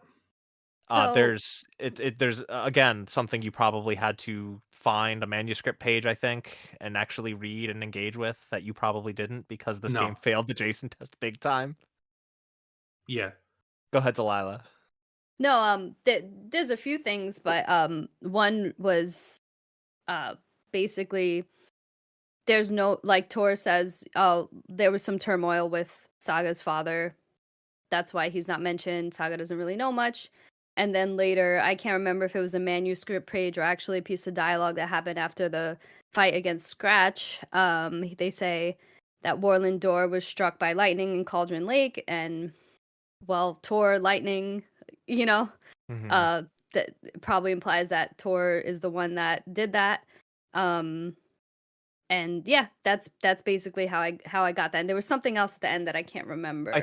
There was something else, and I can't remember what it was either. But it was heavily implied that he's her missing father, which plays into the idea once again of Saga. If she was manifested by the story, how is she related to Mr. Door if Alan doesn't have any prior knowledge of him, or being in the dark place, did he But connect Mr. those Door is dots? also, as far as I understood from the game, basically a trans-dimensional being that Yeah. goes between, which again, this goes into the same problem that Marvel is having right now with its movies and the villain of Kang, the way they portrayed it, where none of it has different explanations in every movie, and ultimately you just don't care. Well, that's not really the biggest problem the MCU is It's not the having at biggest the problem. moment, But especially I, I'm surrounding Kang, I'm but trying to just draw a comparison I got it. I that a got lot it. of people might get the reference to. Yeah, Yeah, I understand where you're coming from. it's the problem Um, with Also, multiverse fundamentally the other thing I is just creating remember stakes. now is that Alan, Warlindor was like mad at Alan, saying, "Oh, like I know what you did to my daughter," and that was oh it. yeah. Oh wait, does he You're say? right. I knew that there was that one conversation where he says, "Next time we meet, you will have to pay a price," Yeah, and that's because of like what the you last did to time my we hear him daughter. talk. Hmm. I do not remember him mentioning a daughter. Yeah, I feel like he did. Yeah, You I'm could pretty be sure right. he did. I'm not saying you're wrong. Like I could have just missed that. Yeah. Yeah. Yeah. Another thing that I meant to bring up earlier, and yeah, I'm not, it's a bit the point's a bit lost, so I'll just bring this up. Is they do establish that Alan has to work within the confines of the genre that he's writing, and since it's a Why? horror story, well, I feel like it doesn't need more of an explanation than what's presented, Jason. I really don't agree with like them needing to establish the I'm rules and okay. mechanics of this So stuff. if I'm coming off as I just want an explanation for everything, I'm not. The point I'm trying to make is there's an explanation for almost nothing. Again, maybe this works for me because there's a lot of that in Twin Peaks. There's a lot that doesn't really get explained. But again walk away from it thinking that it doesn't need to be. There's enough there that you can kind of put it together. The thing is, I've never been a proponent for needing an explicit explanation for everything. I'm okay with an aura of mystery. I'm okay So with I said in the beginning, I prefer soft magic systems like Lord of the yeah. Rings, Uh-huh. old school swords and sorcery. Yeah, but you need to have Right. something concrete so that the plot actually makes sense. I don't know. And maybe the problem is control. Maybe the problem is in order to explain Alan Wake, they kind of made a whole other game Yes, and that to brings up kind of go the into issue of that. the FBC. In the beginning of the game, Nightingale comes to life. Yeah. The characters seem surprised that there's something supernatural, and then later in the game, the FBC shows up, and the next time they meet, Saga apparently knows that there's an FBC and that there's parent Well, and that yeah. You want to know why how weren't they she knows called there's in from the beginning? you want to know how she What are you talking about? Why weren't they I called in? thought the FBC was like a super secret organization, but apparently a random FBI agent knows about it, and Well, they seem surprised about a supernatural thing. besides the fact that there's a surveillance station that you can visit at the very beginning of the game that's I in know, Cauldron Lake. I saw And that. besides the fact Yes. that there's also manuscript pages and other things that you But can here's find. my point. In a cinematically focused game, why not have Alex Casey in that scene with Nightingale when they agree that it's paranormal? Why not have Alex Casey just make a remark, Well, "Oh, this also supernatural shit. This is the purview of the FBC. We should get off." Something like that. Also, I don't think the FBC is that secret within the government. It's a government organization. I'm pretty sure if you work for the government, you know it exists. but it's any outsiders that don't Regardless, know. there's an inherent disconnect when in the early game it seems weird to them that there's something supernatural, and then later on they fully know there's an FBC and there are supernatural things, and it's just nonchalant. Yeah, this is a alter world event, standard procedure FBC. It's like what? Okay. I'll give that to you. Maybe that's a little awkward. It's like if you were going to integrate that, you need to integrate it fully and remember that when you're writing. Which God. again is like what gives me the impression that it's almost like Saga's whole section was originally an entirely separate game. I feel like we're like playing out real life Phoenix Wright right now. Like we're making observations and one of us is just like objection. Like every 5 fucking seconds. Overruled. I'm sorry. I apologize for harshing y'all's mellow man. No, it's fine. No. That's what the show's all about, man. Like again, I have to reiterate, we all love each other here. We're all very good friends. We're not mad at each other. Like it's any just, good. you would think if they knew about the FBC, the minute the Nightingale comes up and they defeat him, all right, let's call up the FBC. Well, the FBC was already there, though. That's the thing. The FBC was already there. I'm using it as a turn of speech. Like, okay, let's let them know that this is happening. Well, I think the thing is they already knew that it was happening. They were already there. Again, yeah, at the time. It's one of many small things that in isolation, if it was just that, I wouldn't really care. But there are just so many of them that it just comes off as nonsense to me. Okay. I also have in the notes, we don't have to talk much more about like Thor and Odin. Tim Breaker, I was a little confused by that, and then eventually they mentioned that he's Sarah Breaker's cousin. Sarah Breaker was the sheriff in Alan Wake 1, and she actually leaves to become an FBI agent, and they establish that her cousin Tim takes over as sheriff. I thought it was a weird excuse to just get Shawn Ashmore in another Remedy game. Well, yeah, because it almost seems like when you encounter him in the dark place that he like knew about all this. He's pretty nonchalant about it. Well, yeah, he is pretty nonchalant about it, and I think that's the fact that he just got teleported from the real world to the dark place. Yeah, he's just like, "Oh, hey, Alan," and you're like, "Who the fuck are you? Why do you know me?" He's like, "Oh, well, I'm as Tim." the player, there's like some dramatic irony there because you know what happened to him in the saga section. Yeah, and it's just weird. It is a little weird. But it's I don't know. It's something. I have a feeling that'll be expounded on in DLC at some point too, because it really is not explored whatsoever in this game.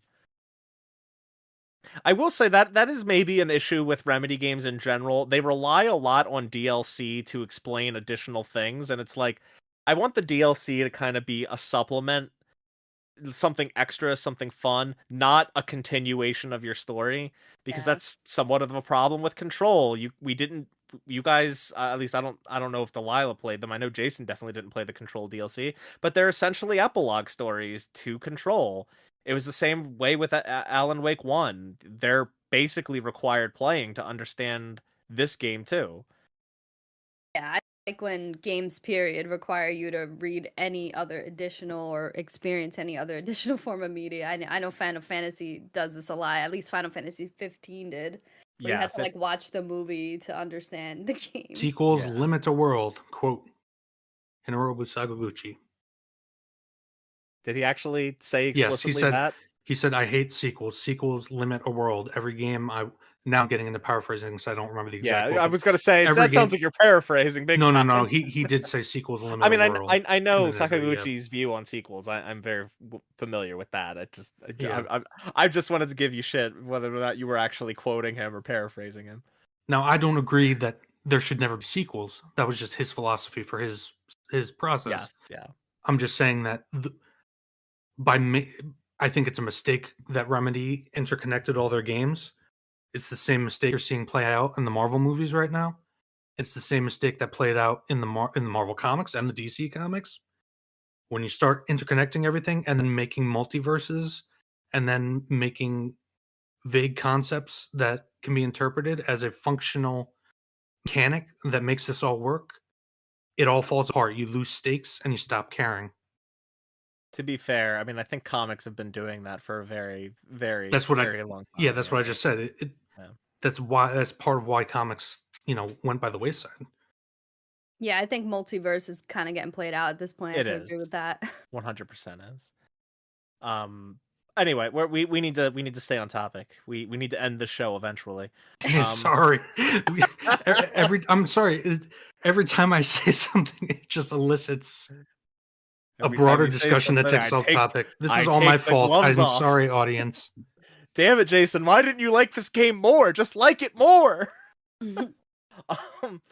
I feel like there's not a ton to say about Estevez. We already said all there is to say. She's an FBC agent. She was brought up in the Control DLC for Alan Wake. Briefly, I didn't remember that, and now I do, and that's all there is to really say about her. I don't know if you guys want to talk about Ilmo and Jacko. Their commercials were Are they the guys that Yeah. are revealed to be the heads of the cult? Yes. Yeah. Okay. All I have to say about them is because it's one of the reveals towards the end of the game is that the cult is actually working against the dark presence. Yeah. Yes. They're anticipating it. They're trying to prevent it. Why do we have a boss fight against them when we try to get the clicker? Why didn't they just stop and tell Saga? Because obviously they have to know about Saga. If they know about all the other shit going on with the dark presence. Because they were overtaken by the dark presence. They became taken. Were they? Well, yeah, you have to like get the dark out of them with the light. Yeah. Okay, but even if that happened, why at no point did they say anything to Saga about any of it? Because it's a fucking secret cult. But they know who Saga is. They have to. It's a secret cult that's actively killing people, Jason. I feel like that would But be they a know problem. that Saga telling is the ultimately FBI the hero that. of the story that Alan Wake is writing in. Well, they don't know that. They don't know that she's the hero. How do they know Who about the knows? dark Who presence and all that knows? shit? Oh Well, my they're God. because they saw it taking over Cauldron Lake. So like the Skulla brothers and the cult are actually like real, I would say. Like actual part of Cauldron Lake, real people that are trying to protect their town or whatever. There's no indication that they knew who Saga was. The only person that did know who Saga was as being the hero of the story was Rose. And that's why she put like the lunch boxes out and stuff like Yeah, that. and she's I like know the Rose is actual. like the super fan of Alan Wake. Yeah. Yeah. I think the Koskela brothers and the cult essentially just see these Taken monsters showing up, and they come up with their own way. I think even per Rose's instruction, potentially, to stop the Taken and work against the Dark Presence. I don't think they explicitly know what it is, or necessarily what they're even doing when they're doing the ritual. They just know that it works. And it would probably be problematic for them to tell an FBI agent, regardless of who it is, how and why they're killing people, regardless of who those people are. Okay. I was just asking because it was like a legitimate question that lingered. I mean, it could Yeah. be, yeah. If I had all the facts laid out in front of me, I could potentially conclude that it's a contrivance. But it's a story about. And again, it's a very like I said earlier, it's a very small thing that in isolation I wouldn't really care. Yeah. It's just they're everywhere. It's like a minefield of them. Well, I also think that, it does become very complicated, this being a story about storytelling, and specifically about rewriting a story as it's happening. It does become a little troublesome to know and understand how certain things could Which make again, sense. And maybe the point is to just conclude and say they might not, and that's okay. You might yeah. not necessarily know what's the result of the story being rewritten and what's just reality. I think that might be kind of part of the point.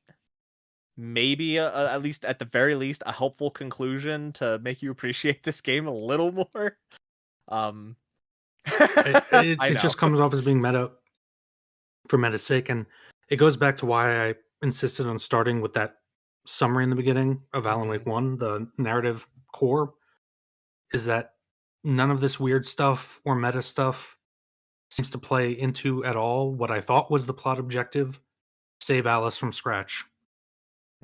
The narrative core of the story, and that didn't even turn out to be the narrative core of the story because of the twist. So, what are we doing?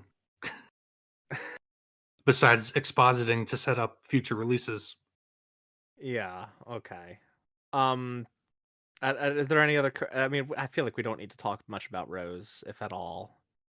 She's I think she No, still. was the I thought second it was best character after Alice. I thought Oh my god. it was a cool reward for getting all the lunch boxes to find out that she was the one Oh putting them yeah, out. I'll agree with that. Yeah, Yeah. that was a cool reward. I mean, I only say that about her being the second best character. She had one of the most personalities, Well, biggest yeah, personalities. she was. Yeah, you know what? The one big thing this game was missing, Barry. I was pretty bummed out we didn't see Barry at any point. We just read emails from him. Oh yeah. I really wish Barry was in this For a game. second I was like, "Who?" His like fucking Exactly. Who? New York ass best friend. No, come on, you guys remember Barry? Yeah, no, I remember Barry completely now. He's running around wearing Christmas lights all over Barry, himself. Gary, Larry, and Nathan Jr. Yeah, it's a Okay, Raising Arizona reference. all Coen right. Brothers. Um, I are we good to move on from like story? Is there anything else for us to explore with the plot? No, I think I made my point. I think we shouted at each other enough. Now we get to shout at each We're not other about. shouting. We're having actually a pretty good I know, conversation. I know. I'm being facetious. Because I think I understand why you guys like it. You were willing to explain. You were willing to accept that plot-driven nature to go through. What for you was entertaining weird stuff, and the ending. You both had different opinions about the ending, but that didn't really matter because it was more like the journey and all the weird stuff happening. Like you found unique and entertaining. For me, like because it didn't cohere and because I was picking it apart, I was more focused on the thing as a whole and how it came together. And I wasn't really entertained by all that weird stuff. I wasn't scared. I wasn't. In fact, at times it Worried came off about as cringy to me. I'm a little worried about how it's all gonna come together. I'm not even gonna lie. It could go off the rails. I mean, it's off the rails. It could stay off the rails and not really have Yeah. a conclusion or any sort of I don't mean conclusion like an ending. I mean like some kind of an end of the spiral for lack of a better statement.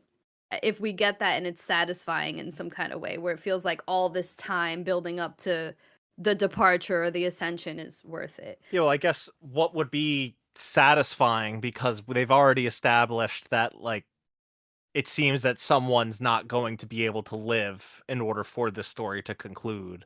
And I guess the question is, who is that going to wind up being? Well, that was something that confused me because I thought that was applying to what they were doing at that time, which is why I thought like it would end up being, assuming they're all real, that like Logan and Well, her family is gone. It was the sacrifice. well, that's why I say that, and that's possible, but that's why I bring up that this game is initiation. The someone having to essentially sacrifice themselves for the story to conclude, a price having to be paid, doesn't happen until return. So theoretically, if we parallel the books in the games with the games themselves, the next game will be the one where someone pays the price. Yeah, and you mentioned earlier how I think you said Door brings up the hero's journey. Somebody brings up the I'm hero's pretty sure journey, somebody brings it up, yeah. and that's another meta thing where part of the hero back in the day, part of the hero's journey was literally in like Greek stories and such. It Mhm. was the characters dying, going to the underworld, and coming back. Obviously, Yeah. in more modern stories, it's replaced by the Dark Night of the Soul. Um, so like that's a meta Or really, commentary, yeah, but realistically just hitting their lowest point. right, exactly. Yeah. But that doesn't really apply here. It seems like that's going to apply later on. Well, I mean, I'd say this whole game is Alan in his lowest point. That's why this is the Or mid yeah, portion of the hero's journey. That's and why this obviously, is his initiation. we won't know that until the next installment or maybe the Right. DLC if they depending on how heavy it is. Yeah. I mean, I think the DLC will once again be a continuation and additional setup for whatever third game we get. Um, but yeah, that's essentially it. Okay, are we good to move on to some other things? Yeah. We've alluded to it a little bit, but I do want to talk about like I don't even want to say the word intricacies because I feel like Jason's just gonna have a smug ass smile if I say that word. The mechanics that are utilized in Alan's chapters and Saga's chapters. We've already talked a lot about Saga's with the investigation board, but I do want to talk about Alan's because I thought it was really impressive from a technical perspective, going to scenes, Yes. applying certain plot elements to those scenes, and then basically instantly changing. Yeah, Um, the way it was implemented for Alan was definitely better and made sense within the context of what I was mean, going on. at least at the very least, you had to interact with it in order to progress, which doesn't sound like it's the same for sagas. Yes, it was a puzzle element in the Alan sections, and I do agree. I did actually like that. It did kind of get annoying because of how long and that the game's length might contribute to why things started to annoy me so much. Um, but at its core, I like the idea of using that for puzzle solving. One thing I will note is that no matter what option you put in when you change a scene, Alan will say something along the lines of, "Oh, this plot element fit the story just right." Now, him saying that over and over again does get annoying, but that's actually not the main issue with that because I found out watching, and I don't normally watch game streams, but in my investigation after I played this game, I did watch a few old streams, and people legitimately got confused by the fact that no matter what option you put in, he says it's right for the story, and ultimately got lost and stopped playing. So, like, the fact that there's no confirmatory, this is the plot element I need there now, Well, it seems like a big oversight. I will say my biggest I would say my biggest criticism or complaint about these sections is that they're overall pretty easy. They're not complicated puzzles to solve. They're easy if you're Um, like us and you play these kinds of games a lot. well, in when I say easy, I mean typically in each of one of those sections, whatever the most recent plot element you got is the one you need to use in order to progress. And I would have liked the sections even more if they were just a little more complicated, like the maps were a little more I guess difficult to navigate, or felt more like exploring and trying to figure out, like, I would have liked to get lost. I never really felt like I got lost in any of those sections. They seemed pretty simple. And if there were, and the other thing is, if grabbing these different elements as you're progressing through the level, if you had to use some past ones in other scenes in order to actually progress, so it wasn't just so whatever the most recent one you get is the one you need to use, it wasn't just so simple and linear. I would have liked that a lot more because it again would have aided in the feeling of getting lost. This game, like, it really had that Silent Hill feel of getting lost in a town and even in a level and being desperate to figure out where to go next. But it didn't really have that feeling because the puzzles were a little too simple, especially in those Allen sections. I could have played an entire game with like those Allen sections. I really, really liked them. Um, but we got what we got, and I'm still overall happy with it. I definitely felt like the inspiration of changing the scenes was a lot like Silent Hill, and even the map, the way the map looked was just like Silent Hill, which I absolutely adored.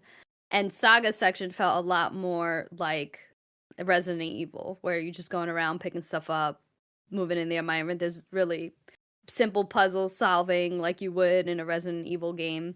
But I do agree that there was no getting lost, and I kind of like that because it helped it helped me feel more motivated to get collectibles and stuff like that, which helped me feel motivated to actually read what the hell was going on in this game. Because to Jason's point, you actually had to understand certain things. Yeah. Um, However, what bothered me a little bit was, I don't know if it bothered me. I guess like understanding why they did it now in hindsight, it makes more sense. But at the time, I was a little frustrated with what should I play first, initiation or return? Because you can do it in any Mm. order. And that kind of bothered me because I wanted them to tell me what to play first. But I guess because it's a loop, they were side by side, so it doesn't matter how you play it. At the end of the day, they're kind of looping back to the beginning anyway. Yeah. It was just a little strange to me, a strange choice. I think they wanted to give I guess player choice. If you're more captivated by one story than another, they give you the option. Well, you can play this one more if you want to. Um, and to an extent, I appreciate it. My one problem is I had played all of Saga and then played all of Alan, and by the time I looped back to where they coincide with one another, I had forgotten some aspects present in like, early in Saga's story. Yeah. So I kind of wish I had been playing them more in parallel, swapping back and forth between them. Yeah, that's the problem with that kind of gameplay design choice is that It's it hurts. It makes it much more difficult to cohere the narrative together, it's definitely risky. I especially when it's based on so many twists that are predicated on very convoluted plot elements. Yeah, yeah. But and like there was also the lamps, like the whole thing with the lamp, which was kind of an interesting callback to the clicker. The clicker is actually the light switch that was on the angel lamp that Alan uses. So it's kind of like that whole everything connected to that lamp is kind of a narrative plot device in his life, I guess. I thought that was an Yeah. interesting an interesting Object of connection. power. Yeah, it literally, Yeah. quite literally. But what it like the light section or the light mechanic, I should say, kind of adding to the puzzle elements. Did you guys like that at all? Did you? I kind of felt like it was underused, similarly to the scenes and plot elements. But what did you guys think? Delilah doing over. Delilah, as she Do you pages through mean her like notes. do you mean like the sections where you have to use light to solve certain like Yeah, where you like environments and stuff? grab lights and then put them into other light sources to change the environment. Again, Oh, yeah. Sorry, it kind of forgettable. Honestly, I thought the scene changes was more impactful. I felt like it tried. It almost seemed like it's as if it was trying to complicate the scene changes, but ultimately didn't. So okay. yeah, no, I could have done without them. With them, they were whatever to me. See, I just think they were underutilized. I think if they were utilized more, then it would be more memorable to all of us, I guess. Yeah, a big problem, and this is between both the light thing and the scene changing, is because of the over the back POV and how zoomed in it is. That combined with the way that levels the places, and it makes sense that the places you're in like a hotel, so a lot of the hallways looks basically the same. It's very easy to get disoriented and lost. Um, and it happened to me a couple times where I thought I was going in the right way, but it turned out because of the change. The game also sometimes moves you depending on which scene it is and where you're standing when you initiate a change, whether it's the light or the actual Alan Wake scene change mechanic. Um, I wish they'd done more with the level design to make certain areas very clearly that area, certain like I don't know, graffiti on the wall that is specific to that area. You pass it a few times, you know that's the area. Things like that to ground Mhm. the player No, that because it would be can be cool. disorienting. And I know I know like for me it wasn't that big of an issue, but I'm more mouthing things I've seen a lot of people who don't play a lot of these kinds of games um complain about. It did happen to me a few times, but it's also for people who aren't into this sort of thing, it can get very confusing very fast just on a fundamental what am I doing level. Yeah, But I Okay. do agree that the light thing wasn't utilized that often, I which is think kind of a shame. I wish y- they had explored it more. yeah, I mean, I think light in general doesn't play as big of a role in this game as it did in the first, No. which I think is a shame. Was that a no, as in you agree, or No, no, no. I agree. Yeah, no, it's okay, not. okay, just making sure. Yeah, because in the original, and this is why this will be a hot take probably for you guys. I think the gameplay of the original was better. The lights were very core. It It was a safe certainly place. it certainly felt more unique in the first one. I do think well, I guess we'll transition here into combat. Like this game feels like a lesser modern Resident Evil game. Like I It's will agree. wearing the skin of a survival horror game. Yes. I mean, I With don't know the that modern Resident it Evil is. trappings. I will say it. No, I don't think it's wearing the skin of one. I think it is a survival horror game. It's just not as tight on those survival horror mechanics as like even modern Resident Evil is. Like it is essentially taking that gameplay or that combat design and applying it to itself. Yes. But what I mean when I say it's wearing the skin, so it has the Resident Evil design, even if the camera for whatever reason is so fucking the FOV is so fucking zoomed in up the character's ass. I don't I think just it's that bad. I was actually just watching a playthrough of Resident Evil 4 because I just wanted to get some perspective. It is more zoomed out there. Um where to begin with the combat? I already started on FOV. The reason I harp on that is because that camera, they are blatantly taking it from Resident Evil because that is a popular thing, those remakes. It does not fit the gameplay design, the encounter design, the geometry of the levels, nearly as well as the more zoomed out third person camera of the original Alan Wake did. Um, the shooting mechanics, all of it. When you have teleporting enemies, when you have enemies, when you have so much visual distortion on the screen to the point where you kill an enemy and it distorts the screen, but you don't know if it's just a dying enemy or one of those black balls that the enemies throw at you that floats through the air. I You hated don't those. know if an enemy, when you hear a sound, and this goes back to audio design, when you hear a sound, you don't know if it's just a random sound or an enemy just teleported behind you or to your side. Once you get knocked down, it becomes an endless loop because it's not as smooth on animation or shooting. It's much more clunkier, deliberate movement as well.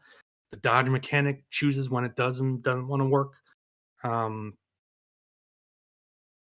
it's wearing that skin of the Resident Evil remakes, but it is a horrific experience to the point where once I realized that there's only really 5 or 6 encounters in the entire 17 hours that you have to engage with, I just ran past enemies for like the last half of the game, unless I Okay, couldn't. Yeah, that's fine. I so Alan Wake 1, I wanted it to be a survival horror game. Like I liked the light versus gun mechanic. It did get a little repetitive and played out towards the end, and I kind of got tired of it very quickly. This game I didn't get tired of it at all, and it was what I wanted Alan Wake 1 to be. However, I do agree that it's trying to adopt a lot of Resident Evil combat and it's not nearly as tight. But to your point, Jason, of like the whole distortion thing, I actually think that's what created a little bit more horror for me because I didn't know what was coming at me. I didn't know which taken were hostile, which were non-hostile and stuff like that. And so I had to figure out like, do I just like unload on this non-hostile taken and hope that he's not hostile? Or do I wait and see if it attacks me before I actually shoot it, right? Because some of them you could just waste your ammo on and nothing happens, and then you get attacked by a real one and you don't have enough ammo. So I really did like that element of it, especially with the sound design. It made it a lot more scary. So, but I agree that the distortion aspect, especially when those balls were being thrown at you, as you said, made it hard for me to actually track. And I felt like I was wasting bullets, not because I was bad, but because I couldn't Yes, see. it's artificial difficulty, is what I'm getting at. It's Yeah. difficulty created by the design of the battle arenas, the geometry of the levels.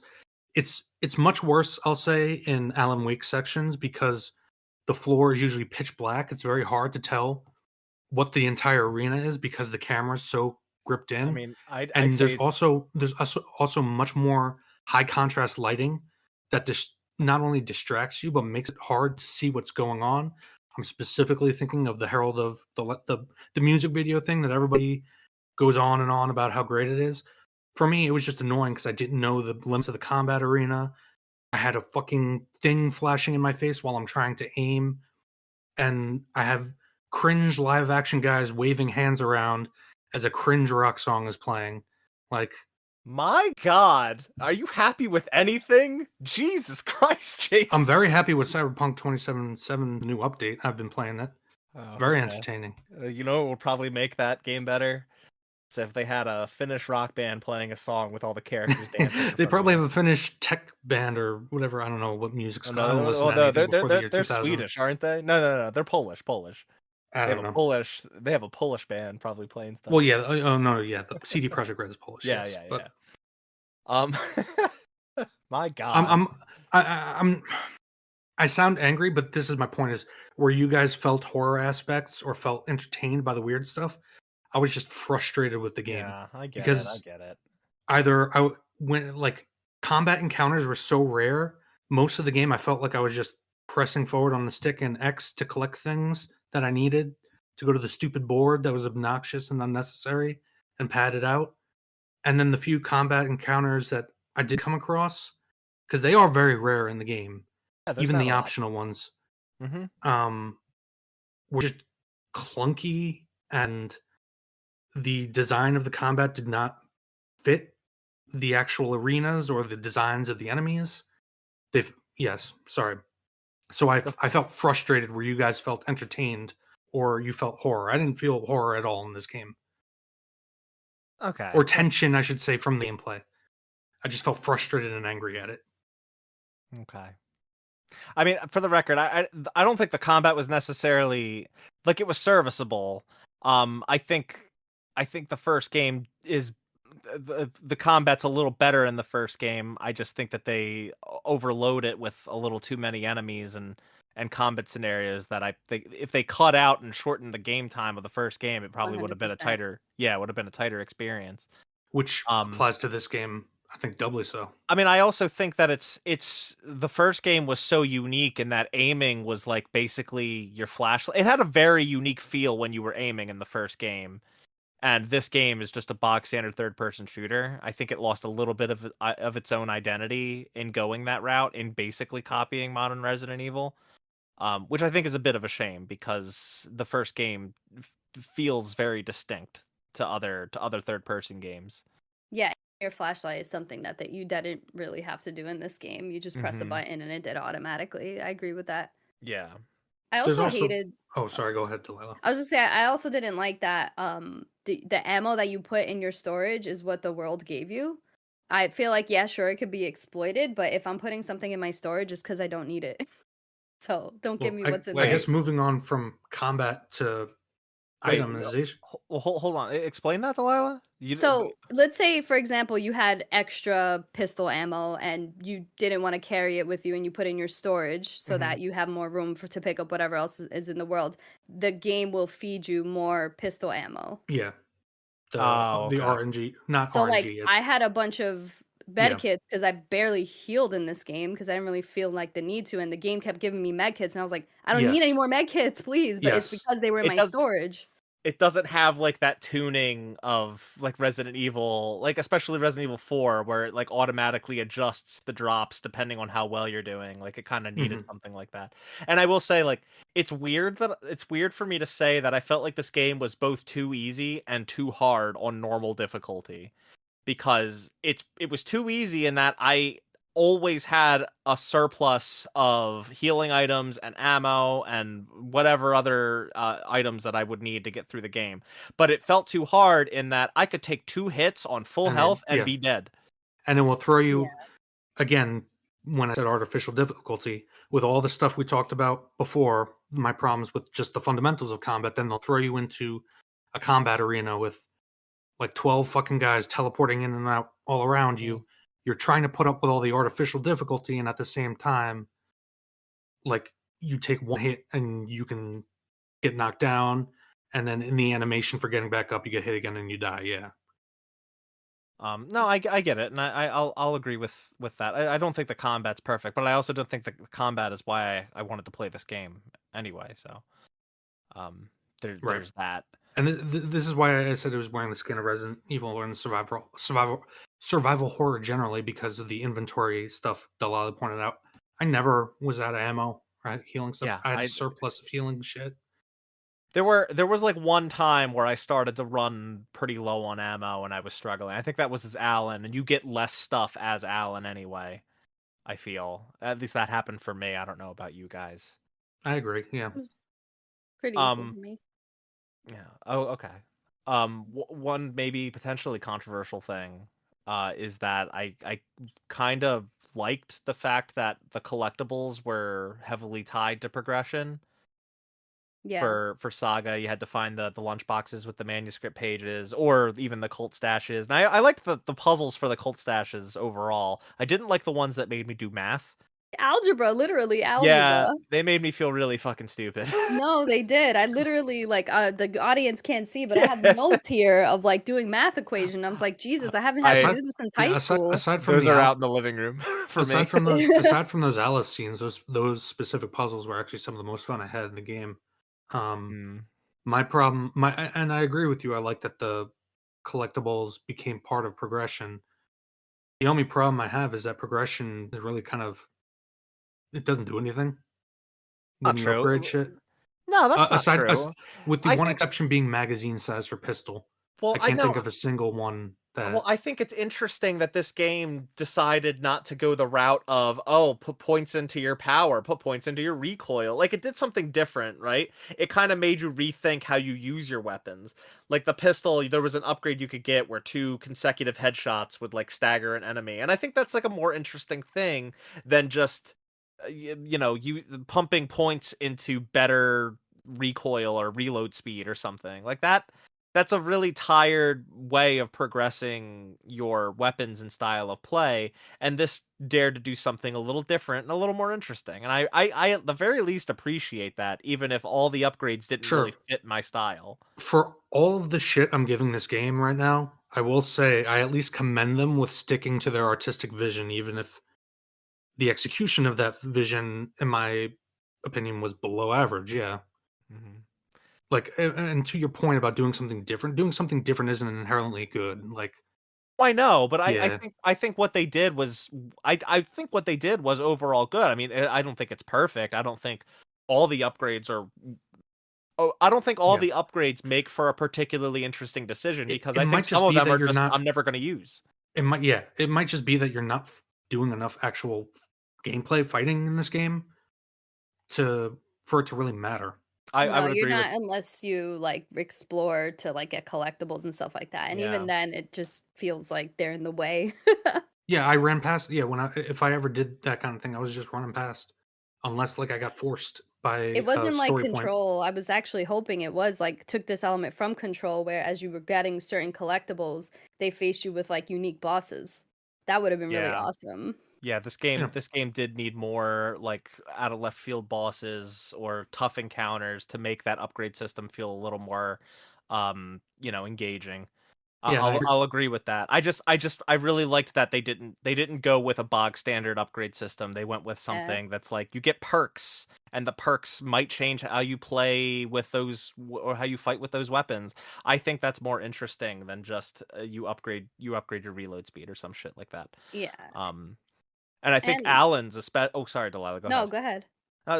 I mean, I just think Alan's in particular was really cool because you get all these words of power that all have different like subjects or whatever, and like some of them increase or you put toward perks for his healing ability or put toward perks for his power, his weapons. I thought that was really interesting and very different because it's just it's a different flavor. It's a perk system versus an upgrade system. It's just not something we typically see. It's just the combat counters kind of needed to be there for it to make more sense.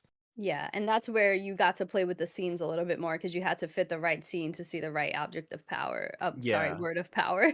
Yeah. Jeez. What I was gonna say is I like the nursery rhymes a lot too. Yeah. And I felt like all of the collectibles gave you some kind of like lore payout, you know? I think it Hmm. was like an FBC researcher was trying to get Saga to go into the dark place, but you only find that out after you do all the nursery rhymes. That was really cool. Yeah. That was really cool. And Yeah, then you I'll get agree like that charms. the puzzles in this game are good. Um, very good in many cases. I would argue, better than average.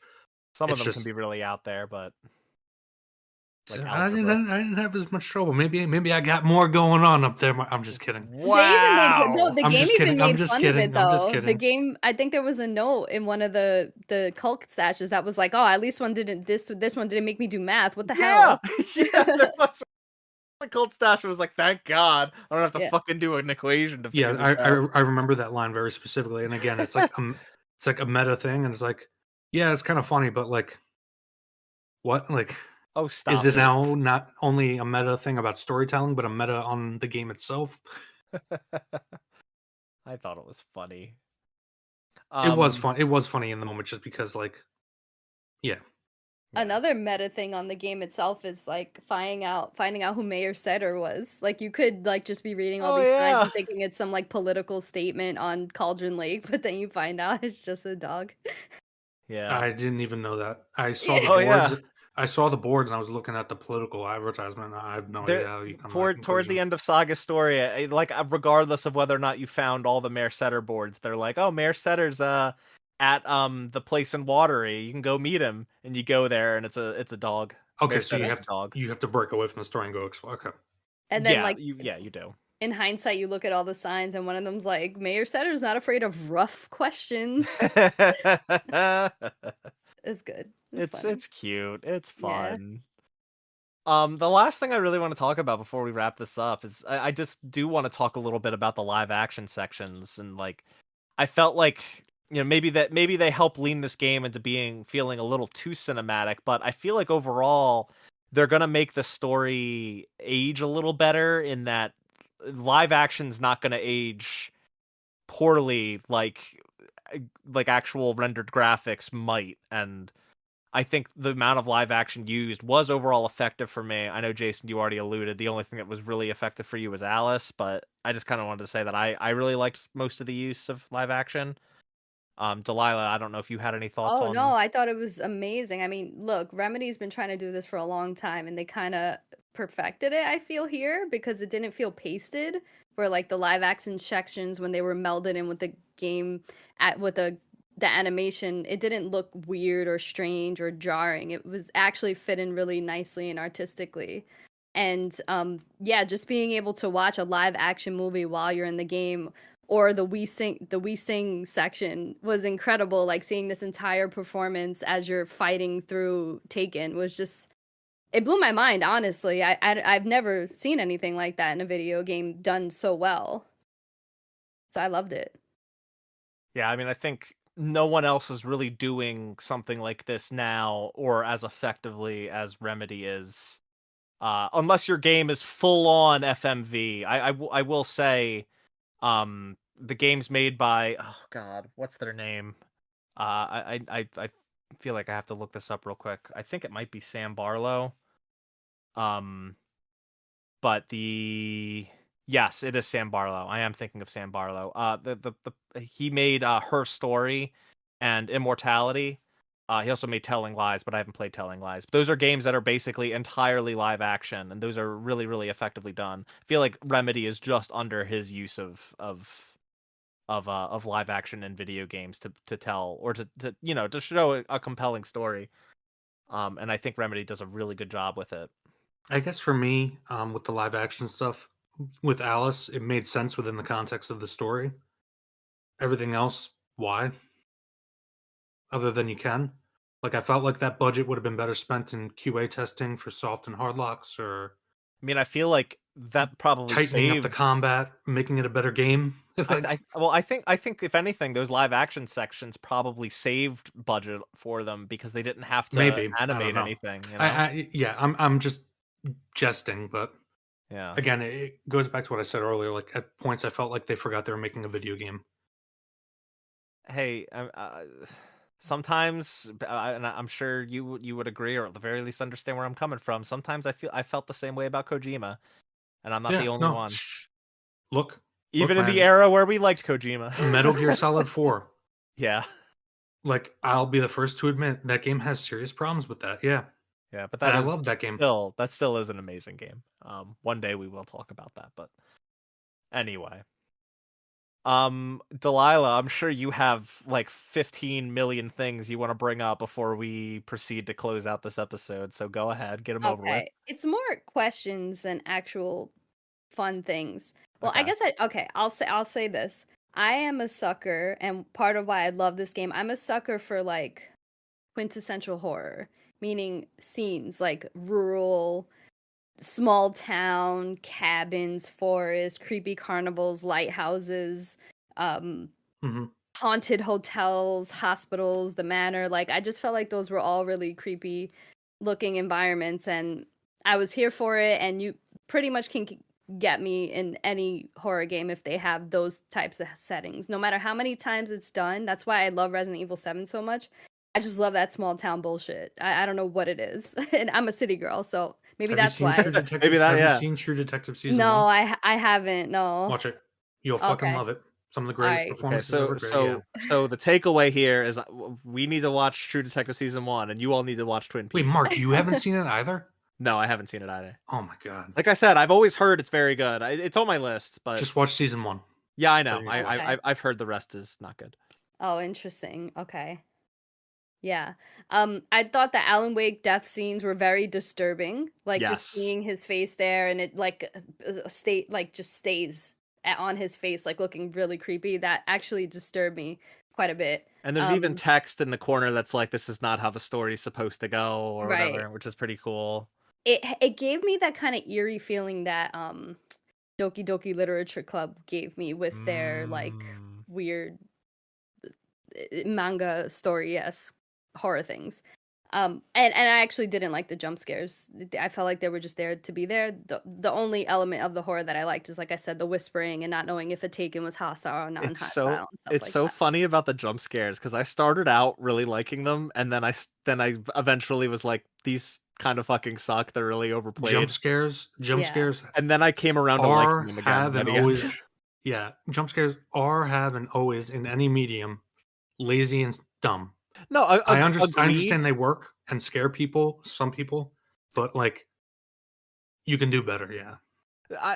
The thing is, I don't think these were intended to be purely jump scares. I think they were trying to show some level of insanity between the characters, or at least that something else is going on with them. And but the problem is, it's just so fucking loud that like I feel like there was a better way to do them without them coming off as just straight jump scares. Because they did kind of devolve into that territory, which is why I again kind of spiraled in a way between liking them and then hating them and then liking them again. Yeah.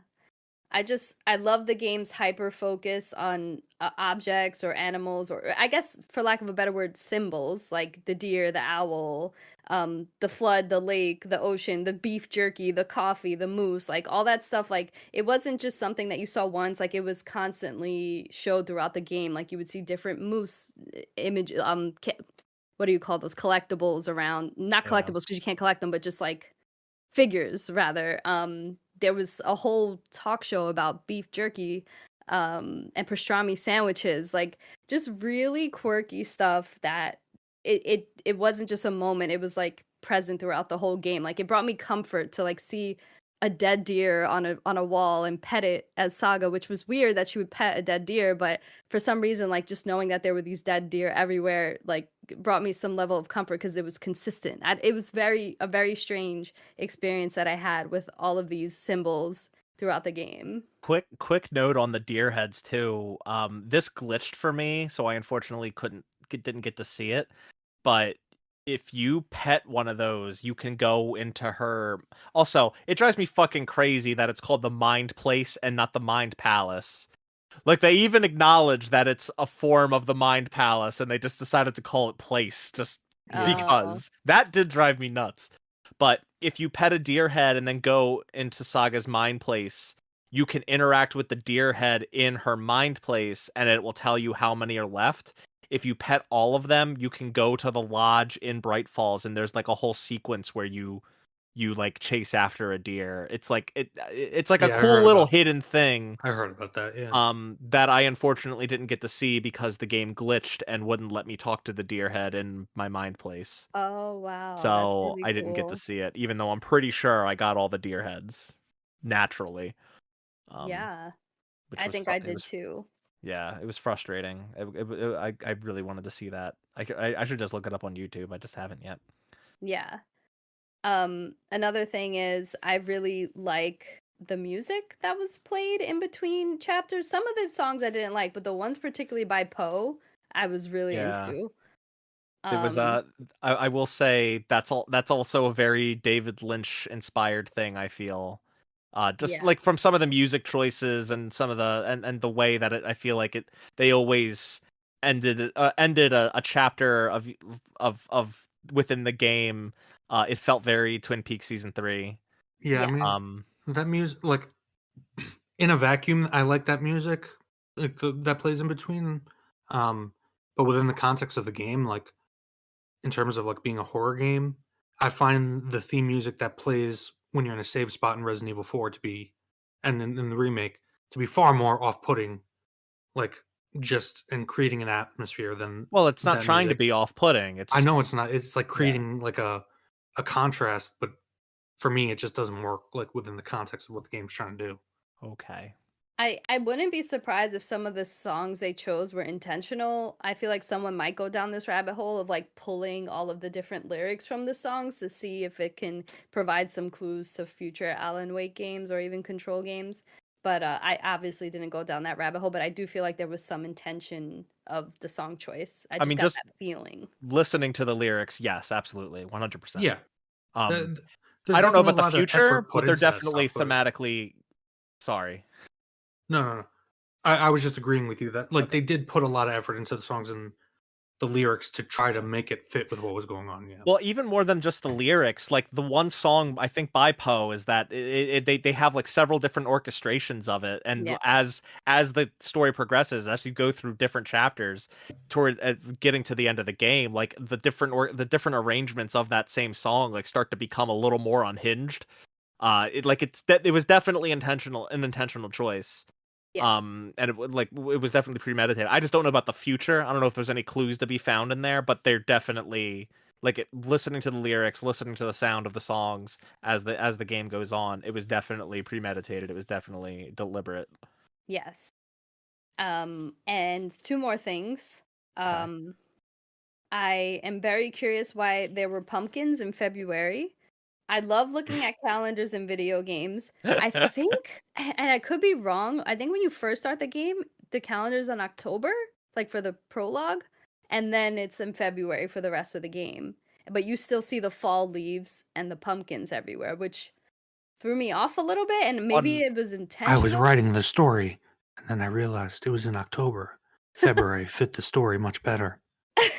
I mean, clack clack that clack really clack like clack clack clack clack clack. yeah, you can explain anything in this story with Alan Wake wrote it Well, hold because he on. Like, decided to. was it just one calendar or multiple calendars? So I only Okay. saw one calendar in the beginning of the game that said October, and then the rest of the game there were multiple calendars everywhere in the Well, nursing home everywhere that said he- February. here's a thought. Oh, in the nursing home. Okay, I was gonna Yeah. ask, were they all in like abandoned buildings or locations? Because maybe that could explain it. But if Um the nursing home, then maybe not. yeah, no, it was I think everywhere.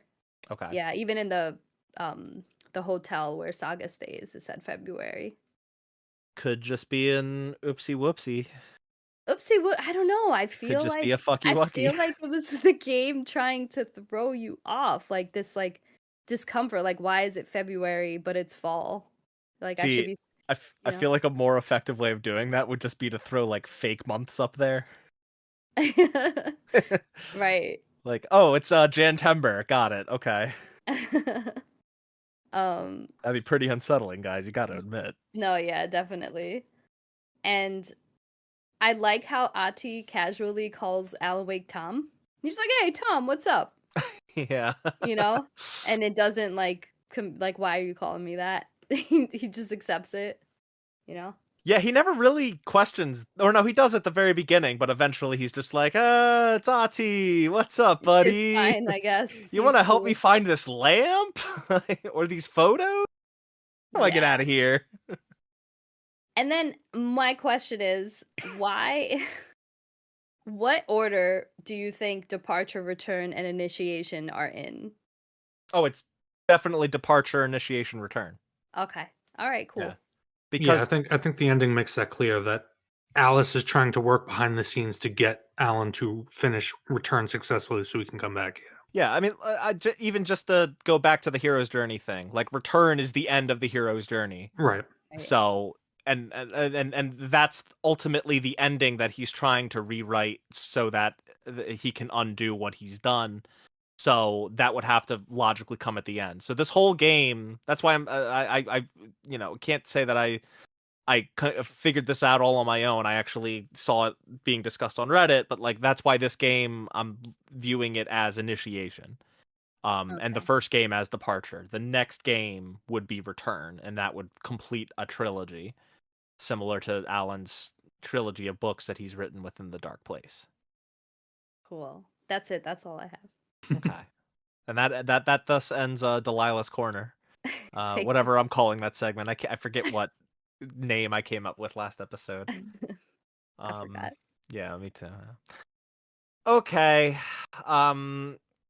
Just a quick passing question before we get to the final question. I'm almost afraid to ask this now, but are we going to cover the DLCs when they come out? Yeah, I would like to. There we go. Jason, I'm sorry, buddy. You got to start. If I have to, hey man, I'm gonna be fucking playing Final Fantasy VII Rebirth. I do not want anything on principle to do with that game, and I'm gonna have to play it because you're gonna make me. I'll just say this right now. You choose actively to participate in the show, so I do, and I enjoy it. there we Look, go. I feel obligated to give my thoughts here. Uh-huh. And despite the fact that I know that it upsets you, I do get some enjoyment out of it. No, look, I don't get upset when you lay out these hot takes. If anything, the audience gets upset if you look at our comments It's section. my on job some to be the episodes. asshole, as I always say. No, I mean I always say, and I will maintain this, because I even get friends coming at me like, "Yo, what the fuck was Jason talking about on that episode?" And I'm like, "I know, right? He's crazy." But like, no, this show would be so much more boring if we all just agreed with each other. Think of this Yeah. episode. I wouldn't be like shouting, waving my hands up in the air, like as if the audience can even see that. They can't, but like I've been waving my hands all around, going off mic just to do a big face palm because Jason said a hot take that I just couldn't disagree with more. But you know what? That's what makes this show, I hope, so entertaining. I hate listening to podcasts where everyone agrees. It's just like a massive circle jerk, and I'm good. Yeah, there's a don't reason want why that. most of these episodes... A massive circle jerk full of floating black cum that teleports at you. Exactly. Jesus Christ. And when you shoot it to Stop disarm saying it, that! it explodes and knocks you down anyway. But yeah, that like let's put it this way: like, there's a reason that the show is so long every single time we put out an episode. It's because we all have shit to say, and we might not agree with one another. But Not always. They tend to be shorter when we agree. that's true. That is true. We agree on Yeah. stuff. Yeah, you never notice that correlation. Or there's been some of our longest episodes are some of the ones we agree on the most. Yeah. Wow, we're talking about meta narratives, and now we're talking about like the meta of Reap the Spoils, guys. It comes full circle, or does it become a spiral? Will we depart? Mark decided because he didn't like course? the order in which he read the intro Clack, clack, that clack, we would clack, restart clack, the clack, recording. clack, clack, clack, clack, clack, clack, clack. Yeah, I'm gonna rewrite this podcast. Mark. Jesus Christ. All right. So yeah, maybe look forward to us covering the DLCs for this game in the future, because they'll probably be important. Final question time. Are we ready? Yep. Yeah. I mean, Jason already kind of alluded to this, and really, I don't even think I need to ask this question anymore, which is, what do you think about the Remedy connected universe? Because I think we've kind of put out our opinions on that for the most part. I think the bigger question is, Remedy is now working on remakes of Max Payne 1 and 2, in a partnership or agreement with Rockstar, who owns the IP. Do you think they'll try to incorporate the Max Payne remakes in with this Remedy connected universe that they're creating, with the understanding that they technically do not own the IP? I hope that if they do, that it's a loose connection. You know, kind of how like patches is in every single Yeah. Souls game, where it doesn't really have any influence on the story, but it's kind of like, haha, cool, look at that. That's from this game. A cool Like little nod, if Moogles you in will. Final Fantasy. Yeah, exactly.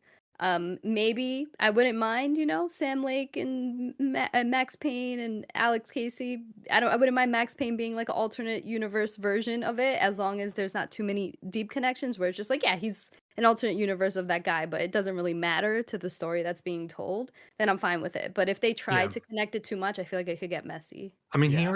already is like Alex Casey is. He is in Max Same Payne. face, same It's the voice, yeah. same voice, same outfit. Yeah. Um, and we didn't really talk about like the Alex Casey detective stories that you go through. Um, but those are already pretty disconnected. I think they might keep it that way, if for no other reason, Mark, than what you just said, the rights issue. If they're smart from a practical standpoint. But then again, they have a creative vision and they're sticking to it. So Well, who knows? how I think this could work is that they've already established, they talked about Mr. Door being this transdimensional entity. They established in Control that there's multiple universes, there's doorways and pathways between them and stuff that can be opened, but they exist, right? These other realities do exist. So maybe Max Payne is just subtly and somewhat presented as an alternate dimension, world, whatever, in parallel with what we've been seeing in Control and Alan Wake. And hey, it's Alex Casey. Oh wait, no, it's Max Payne in this reality.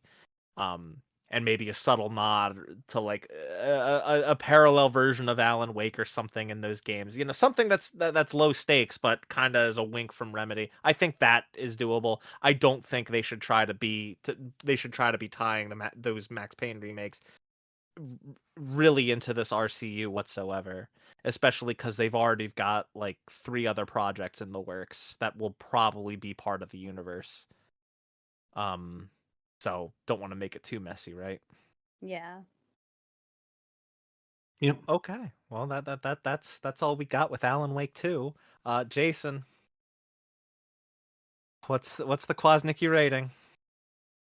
4 coffee mugs or not mugs, thermoses out of 10. Okay. I Thought he mean, was that's cannot gonna not say 4 With 5 crumbles. being average. I cannot, based purely on the fact that I was skipping as much gameplay as I could just to get through this overly long game and progress the narrative. Like I do not think the fundamental actual gameplay part of it is on par. And I have serious problems with the story, as we've talked about extensively. yeah. Okay. I'll accept a 4. I was fearing much worse, so I'm okay with that. I'll accept it. Okay, it's time to wrap this bad boy up. If you liked this episode, if you didn't get too upset or angry listening to us rant and rave about it, or rant or rave about it, I should say. If you follow us, if you listen to this on YouTube, thank you. Leave us a comment. Tell us what hot take that was dropped in this episode you disliked most, or the one that you agreed with most. Tell me Whatever. how big of a piece of shit I am. Yeah. Yeah, I mean they'll do that anyway. Jason, come on, let's face it. Like they're And every gonna do time I'm that like, I regardless. like that we have different opinions. I'm Yeah, here I'm here to serve. Yes. Hey, in very divisive episodes, there have been comments that agreed with me. that's true. There have been one in particular that I won't name. Even that's come up in the news again recently. Mhm. Um, yeah, if you like us on YouTube, leave us a comment. Tell us what you like. Tell us what you didn't like. Leave us a like on the episode. Please subscribe to the channel. Share it with whoever you think would enjoy this episode. If you listened on Apple Podcasts, thank you so much. Please rate and review the show. 5 stars preferred. Tell us what you like. Tell us what you don't like. And please share the show. It really helps us grow, really helps us feel good. Helps me feel good when people are shouting out at us, telling us, oh, I love Reap the Spoils. It's such a good podcast. More people should listen to it. If you think more people should listen to it, then please share it, because then more people will listen to it. Yes. That's algebra right there. It's math. I can't do puzzles in Alan Wake, but I can do that algorithmic math. Yeah. And so yeah, that's all I got for there. Delilah, did you have anything to plug, by the way? I I have okay, well, I have an ending reaction to this game on my YouTube Okay. channel, Assassina Sun. I have my full boss fight playthrough. It's just the boss fights of Lies of P on there. And I did a reaction to the GTA 6 trailer, and I'll probably be posting my reactions to trailers for the Game Awards that's happening this Thursday, but it's probably already up because this probably won't be released by Yeah, then. this will Yeah. probably be up just after the Game Awards. Yeah. And speaking of the Game Awards, that's kind of our next episode. Yes. We're doing our usual thing where every December we kind of take the month off, decompress, enjoy the holidays, and just sit in here and talk shit for 3 hours about typically the Game Awards, year-end feelings, whatever. That's next episode. So look forward to that. I like to call it the bonus episode. Yeah. Our end of the year wrap up. It'll be fun. It's always fun for us, and I hope it's fun for anyone listening. And Jason. Mark was apprehensive that it would actually be fun. He was nervous. Honestly, for real. I have a Lego typewriter sitting right over there. I should have had that in front of me for this whole episode just to That's pretend to cute. clack on it. Jason, what's our next game episode? Our next game episode is going to be Metal Gear Solid. Metal Gear. Metal Gear. Yeah, we're starting the year off with a Solid Snake. classic because somehow we talked about Metal Gear Solid 2 before we talked about Metal Gear Solid. And with the recent release of the Legacy Collection, it's a little more accessible to everybody. So yeah, we're going to talk about the first Metal Gear Solid. Yes. In probably January. So look forward to that. And we'll probably all be happy and agree. It'll probably be a really boring episode. It'll probably be really short too.